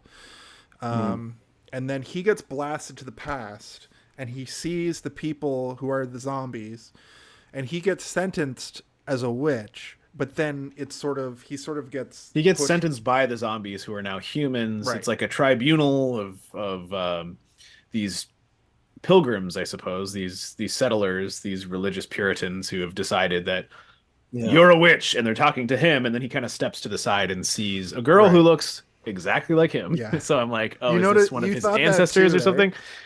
Well, yeah, it's like the same model almost. And also, then once again, she has hexagonal eyes, just like Norman and Mr. Pendergrast. Where this is, I almost got implied bloodline because I'm not too sure if they mention her name, her full name. I don't think so, but it's very clear. It's very clear to me that they're meant to be related. Yeah, because they look like there's a connection to them. Yeah. But like to have this kind of view of the world where they can see these other things, so they have that distinct look in their eyes. She's being literally burned at the stake for witchcraft, which is probably the same thing that it's a more extreme version of what's happening to ParaNorman. And she probably just had ghost seeing powers. She probably is like, your mom wants you to eat more broccoli to like some kid in the schoolyard. And it's like, hey, she's a witch. My mom's dead. What she's saying during that is she's like, I didn't mean to do it. I was just playing a game. Yeah. And then I don't know if we're supposed to see it as the reality of the situation, but when she bursts into lightning right there, like, was that her power? And then they survived and then burned her at the stake. That whole little moment is kind of unclear to me. I assume because they probably can't show a lot of stuff that they probably scripted all this stuff, and they're like, we can't show this. This is too fucked. So it's probably a thing where they sentenced her to be hanged or burned or whatever. I assume burned because she has like these elemental powers. And she probably cursed them before she was killed, and that's why they're not able to rest, right? So they've been put to rest when they die, but they can't die fully because she put a curse on them. So she does have witch powers. She is a witch, but she's only evil because they made her that way. Okay. Yeah. It's the whole sort of like thesis of the movie is like bullying creates monsters, and Which is true. Yeah. this is what happened. The zombies essentially, when he kind of pops out of it and he's like, why did you do this? They tell him that they were scared just like he's scared of them. And when people are scared, they do extreme things. And he basically, they basically tell him that he needs to stop the curse. And the reason it's a storybook is because the uncle was reading the storybook to the grave every year to keep the witch asleep because she's a little girl, as we've just found out. And the zombie believed that at the time, what he was doing was right and just because he was trying to protect his people, essentially. And the curse isn't getting better from people reading it every year. It just sort of exacerbates the situation. And Norman's like, well, you know what? I've got to do something different, which we don't find out till later. They emerge together out. The zombies come out first. The people are ready to kill. Norman runs out front. He's like, stop. And we get a really good heartfelt moment where the rest of the crew, they all hold hands and sort of create like a human wall so the other humans can't get at the zombies.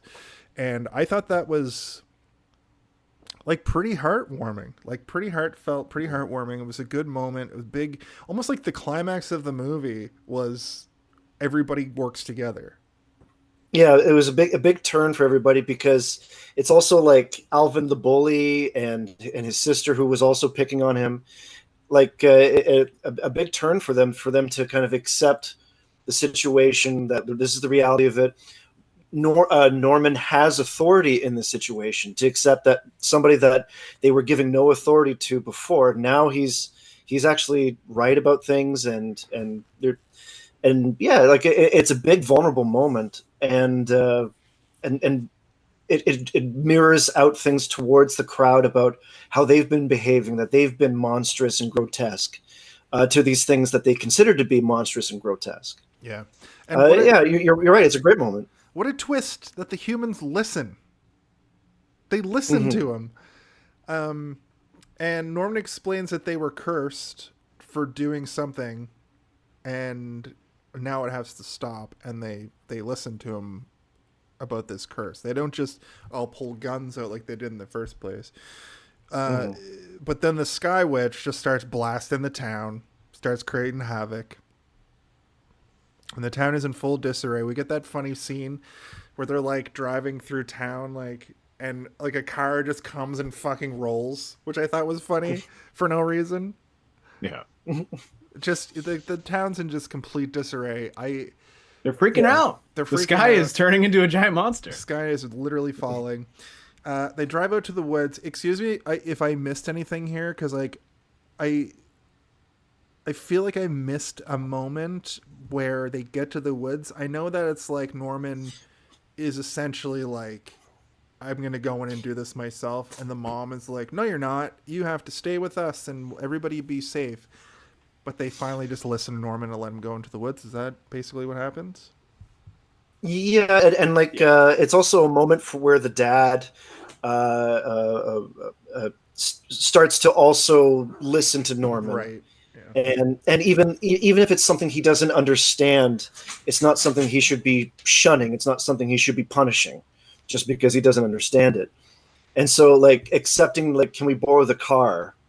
You know, that's a big turnaround for the dad as well. Yeah, okay. And then you get that whole part where it's the Norman, the chief judge, now a zombie, in the middle seat, and the sister in the back, and they're having like a car trip argument on their way to save the world. But but like finally, like the parents are doing like much healthier things of listening and being patient with the situation, and letting Norman have his chance to explain himself a little bit better. Mm-hmm. But And also it's hilarious because also, the zombie yeah. is like, Oh yes, right there. Yeah, with his knees up to his chin. Yeah. And I had forgotten at that point that the other humans can't hear what he's actually saying, so it just sounds like grunts. But when he's talking to Norman, you can hear what he's saying, and he's just like, I want people to, I'm just doing my best here. And Courtney's like, he's on my side, and he's like, rah, rah, rah, rah. He's like, and he's talking about me, isn't he? Which I thought was a funny little moment. Yeah, so we get that sight gag. They pull up to the forest. Norman goes into the woods, and we get a really cool. There's like a swirling sort of tornado of souls kind of image. It's the cyclone coming down towards towards the grave. Tree. Yeah, and clearly the witch was buried under a tree, unmarked grave, but still they could know where it was, and. He has a conversation with the witch. She's the electro mode that's in Steve's background there. And he tries to level with the spirit. And she says, I don't want to go to sleep and you can't make me. And it was a really cool shot at that moment. Because during all of this, actually before that, there was the cool shot of him like trying to run up to her. And when she's like, you can't make me, she's shooting spikes out of the ground, which was really, really well done. And that's when she shows herself as the Electro Witch. He starts ad-libbing a story kind of at her that's similar to like a storybook, but about her, which I think is how he like changes it, which was great. And the music during this sequence, much like that opening, was very good and unexpectedly great. Yeah, it's also sort of a it's a similar it is the same song but just changed to be more intense and she sort of pulls him out of reality, and they're kind of as the world sort of falls down around them. They're sort of fighting on little pieces of land and trees that are sort of floating around in this void. And I thought that it reminded me of like a Final Fantasy sort of end boss area, where there's in Final Fantasy VII, you go into the crater and then it turns into like you're just jumping from platform to platform that's like floating rocks and stuff. I thought that was really cool. It certainly gets like very primordial. I literally wrote, this is some Final Fantasy shit. Awesome. Man, it's just fantasy shit. I know. Like everything. I know. Thank you. How did they do? Is the lightning a practical like effect? Yep. Do you know all about it? Read all about it. Just honestly, just look up a couple making of videos for this movie specifically, and you can see some of the stuff that you would never think they could do practically, and they figure it out. They do crazy stuff, and it's wild. I'm interested. I think with composite shots and layering and all that kind of stuff. Yeah, I think the missing link is like the one where they had to use some CG in order to do water and stuff. But even Kubo, a lot of the water effects they do practically as well. It's just super impressive. I did notice between the two movies, when he dives into the water in Missing Link, it looks more like a video game water, but those shots of like the ocean and the waves in Kubo look a lot more like a practical thing that they created. So I'm excited to see that. Yeah, and it's not to say that they don't digitally clean things up here and there to add some like motion blur or something like that too, because you can't have motion blur when everything is an individual photograph. But that said, like when they show, I noticed it was shown really well in the like moments where you see the zombie with like the sort of hair that comes down like this. I was looking at the top of his head, and you could see the frames change for where the hair was when they changed into went from frame to frame, which I thought was a really cool. That's how you know it's like not CGI and it is real. You know what I mean? Like it's And I'm glad that they didn't try to like clean that up digitally, because it adds to that realism of yeah. I mean, if it looks so much like CGI to the end point of it just looking like CGI, it's like, well, why would you not? You need to have those creases and crimps and weirdness there. It's part of the charm of the medium, right? It's like it's like the fingerprints on the old Wallace and Gromit stuff. Yeah, It's exactly. interesting to see those move around. So basically he says, "You are not alone, you have to remember," and grabs her hand, and she turns back into a person and starts to remember her past. Norm sort of levels with her again and tells her that she doesn't need to make people suffer because there is good in the world. And she's basically just like, "I just want my mommy," which was a real fucking blow. Like that hit me really hard. And they sort of sit down under the tree. In this moment, I think they're in like a place between time, or the forest has reverted back to full foliage. It was sort of there's parts in this movie where it starts becoming difficult to like realize what's real and what's sort of in the like between zones.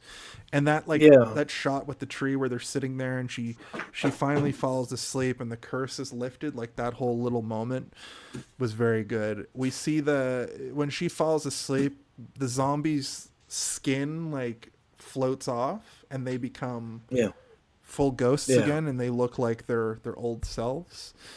And the parents find him and give him props. They give him his big ups for doing the thing. You did it. Yeah. And Norman thanks Neil, He thanks Jesus, he thanks his agent. Thanks God. Yeah. But that warmed my heart. And then the most heartwarming moment is they're back at home. We get a shot that's reminiscent of the beginning. Norm's watching a movie. The grandma's in the back, and the dad walks in, and he's like, "Is grandma here? I know she's here, right?" And he kind of talks to her, kind of like the dog scene with Neil earlier. Yeah, he uses Norman as a medium. And I got misty. My eyes went. Ugh. Yeah, nice. Yeah, I got real misty during when she's freaking out and he's just trying to get her attention. That was when I was falling apart emotionally.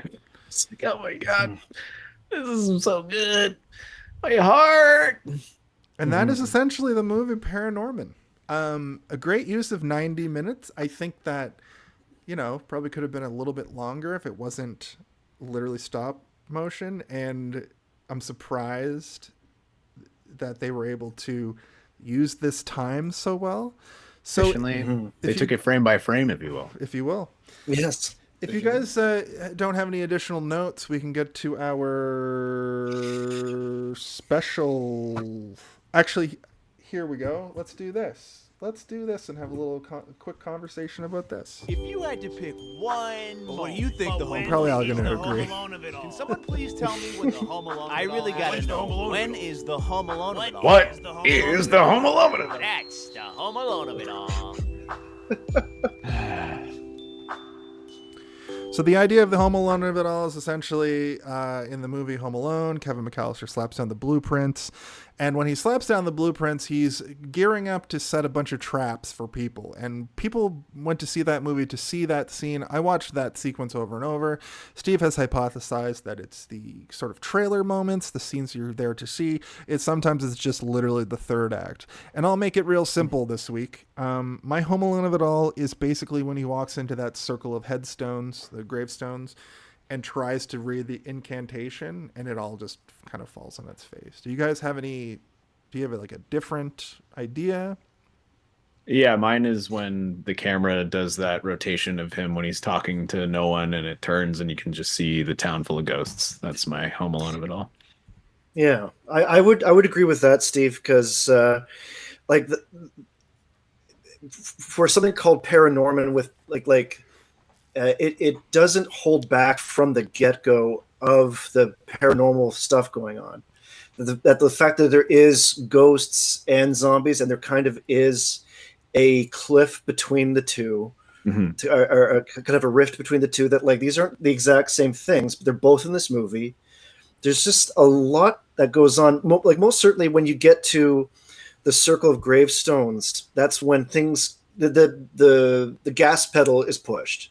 And that's when the pace picks up. You've been given all the information you need, and now the ride will start. You've done your line up to it, but you've kind of been peppered in with all this stuff along the way. I would almost say it's a combination of both, where they would show both those things in the trailer. They would, and you're there to see both those things. It's almost like we would call one the Home Alone of it all, and two the Home Alone of it all, two Escape from New York. Yes, but not 3, 4, 5, 6, 7, or any of the other ones. No French Stewart, please. Home Alone 3, where he's just kind of, his mom goes out for a couple hours, 3 times. Yeah, the ParaNorman activity starts right out of the gate in this movie. I'll tell you that much. Yeah. But which do I say? That just means there's more in the buffet to enjoy. Excellent. Well, with that, it's time to play Guess the MPAA. Hello, my name is ParaNorman Activities, and you are on the finest game show that is on this side of Hey, Did You See This One? And that, of course, is the MPAA guessing game. Tim, you know the rules. However, I'm going to quickly try to explain them. I've never written this down, and I say it wrong every week. I'm going to give you the first 2 numbers of a 5-digit number. The certificate number is, of course, the certificate number at the end of the credits that determines the number and the series of numbers that they give to each movie when they give it a rating from PG to rated R, whatever.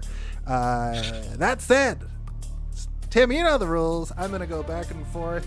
Your first 2 numbers this week, and we're far into the future, the first 2 numbers this week are 4, 7. So please give me the 3-digit number that'll give us the 5 digits total.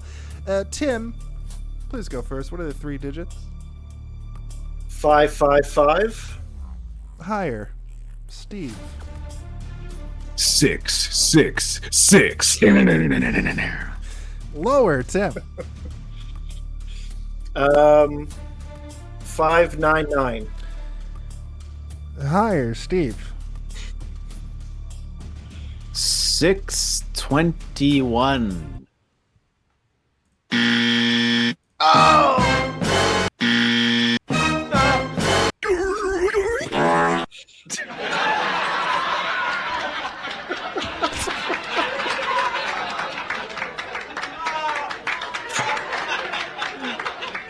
Okay, let's go.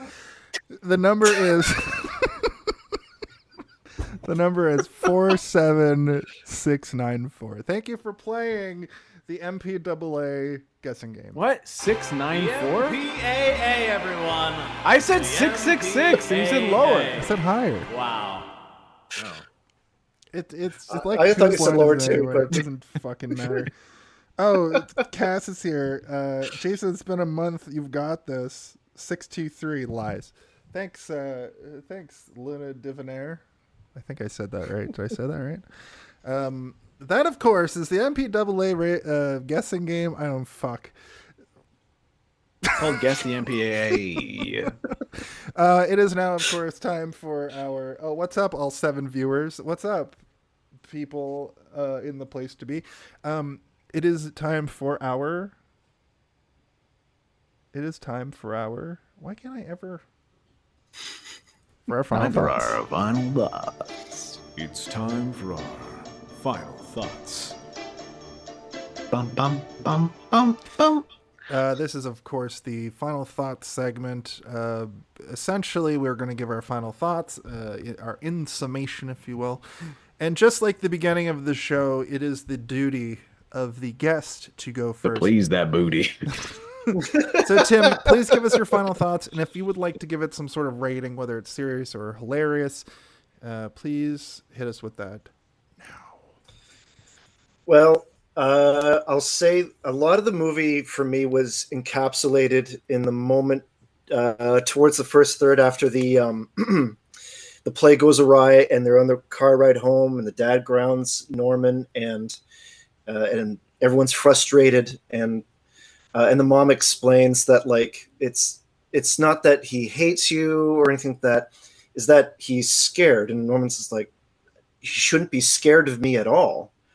And he's like, it's not scared of you, just the situation. And like, yeah, like when you don't understand, you get scared, and you end up making like bad decisions. There was a lot about that especially hit me, and was where like the main thesis of the whole story is kind of unveiled at that point, of people being scared, not understanding, and reacting poorly and making poor decisions as a result of their going, being informed by their emotions in the wrong direction, rather than holding on to what they should focus on, that this is somebody I care about and I should be informed by that first.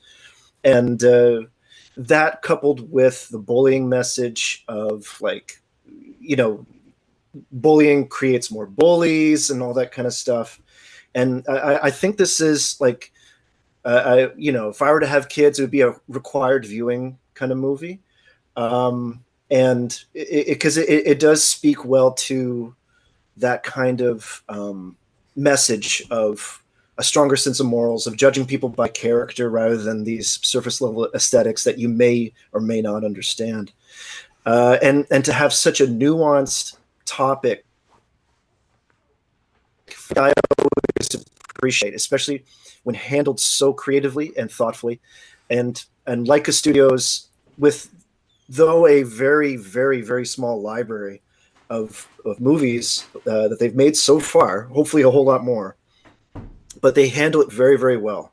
And I look forward to, as you guys continue to review the movies this month, the other things that you'll kind of unveil and discover and discuss with your other guests later on. So with that, I kind of almost don't want to give this a hilarious rating. I just want to give it a solid 5 out of 5, because the incredible amount of creativity, craftsmanship, like to even think of like for the cameras that they use for this were actually just like more or less digital cameras that people would take on vacation kind of thing for taking photos, and making use of, though somewhat simple by comparison to traditional filmmaking, but effectively used equipment to do all this, in painstaking detail, and everything having so much thought and heart put into it, that like you cannot help but be spellbound by these things. So it's always weird that it takes so much to get a crowd to come and watch this stuff. But once they do, I think most people get it in one way, shape, or form. Whether or not they can articulate exactly what they're experiencing, they're still experiencing from this stuff. And so, yeah, I give it a solid 5 out of 5 just for that alone. Excellent. Well, thank you, Tim. Thank you so much. That's your second 5 out of 5. Yeah. Castaway in this so far, yeah. Funky Monkey Funk 4D says in the chat, I've had this in Coraline on Blu-ray for a while now. Gotta put them on the list. Mm-hmm. Go out and watch it. Steve, hit us with your final thought for the film ParaNorman. This is one of the few movies that I do own on Blu-ray. I don't have a massive collection, but I do remember when it came out, I went and bought it immediately, because I was like, this movie, though it's not life-changing, it's definitely something that is worth having. Not just seeing, but having, and ensuring that you can watch it again or show it to people. I don't think a lot of people have seen this one. And, as the heart of the show is, hey, did you see this one? I often find myself asking people, hey, have you seen ParaNorman? And the answer is often no. And it makes me sad, because the movie is great. I love almost everything about it. There's not really anything that I can say is bad. There's a couple of jokes that don't work for me, but there's an overwhelming amount of jokes that do work for me. And they work for me so well that I forget about the ones that don't. And that aside, the comedy aside, there are moments in this movie where I'm on the verge of weeping, because my heart is so full and happy, or sad and devastated. I would recommend everybody watch this, no matter what your tastes are as a casual film viewer or a hardcore cinephile, some sort of freaky movie pervert. Yeah. You'll probably like something about it. And I give this movie two halves of a bisected dog, and you can kiss the butt or you can kiss the mouth, and it's the same taste, baby. You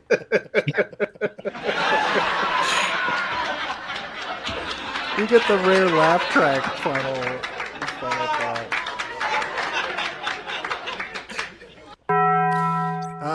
Thank you, Steve. It's real simple, guys. It's real simple. Here's my final thought. Excellent kids movie that teaches a lot of lessons about acceptance and fear and how to deal with negative emotions and bullying. These are things anyone can benefit from. So it would be a great family film with bits for the parents to enjoy, as well with bits for the parents to enjoy as well, like the adult jokes and dark themes.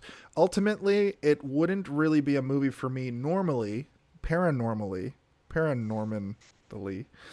but it was an interesting watch for sure. I give this movie a 3.8 out of 5.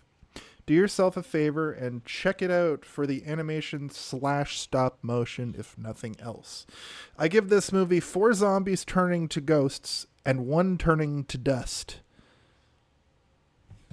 I don't know what that means, but it's sick. But it's provocative.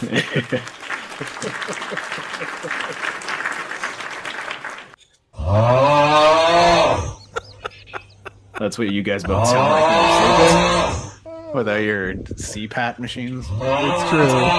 That's what I sound like when I snore. That's my wife. This brings us to the end of the show. Thank you for everybody who watched tonight. If you are here now, please go and follow us on all social media. You can find us at Hey Did You See This One? Like I said at the top of the show, you can basically find every episode of the show that we've done. This will live forever on Twitch. However, tomorrow morning, Friday morning, I always put up the YouTube version of the show. It's basically unedited, which I think is just the way. I will say that Tim's episodes always perform well, so no pressure, Tim. You're sitting at one of our highest organic numbers right now for Assault on Precinct 13, so don't be surprised if we ask you to be back constantly as we do. There's a reason. Anytime. There's a reason why you are going to be number 7 very soon to be on the show. And with that, hold on. And with that,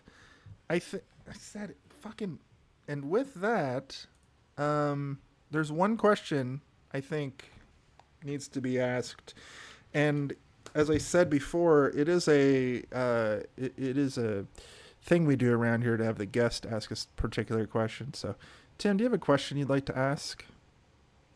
Well, yes. Hey, did you see this one?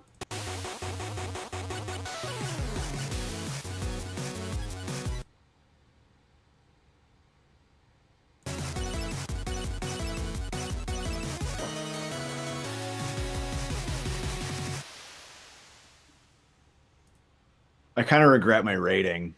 I don't like that I described the mouth of a dog and the butt of the dog as a flavor.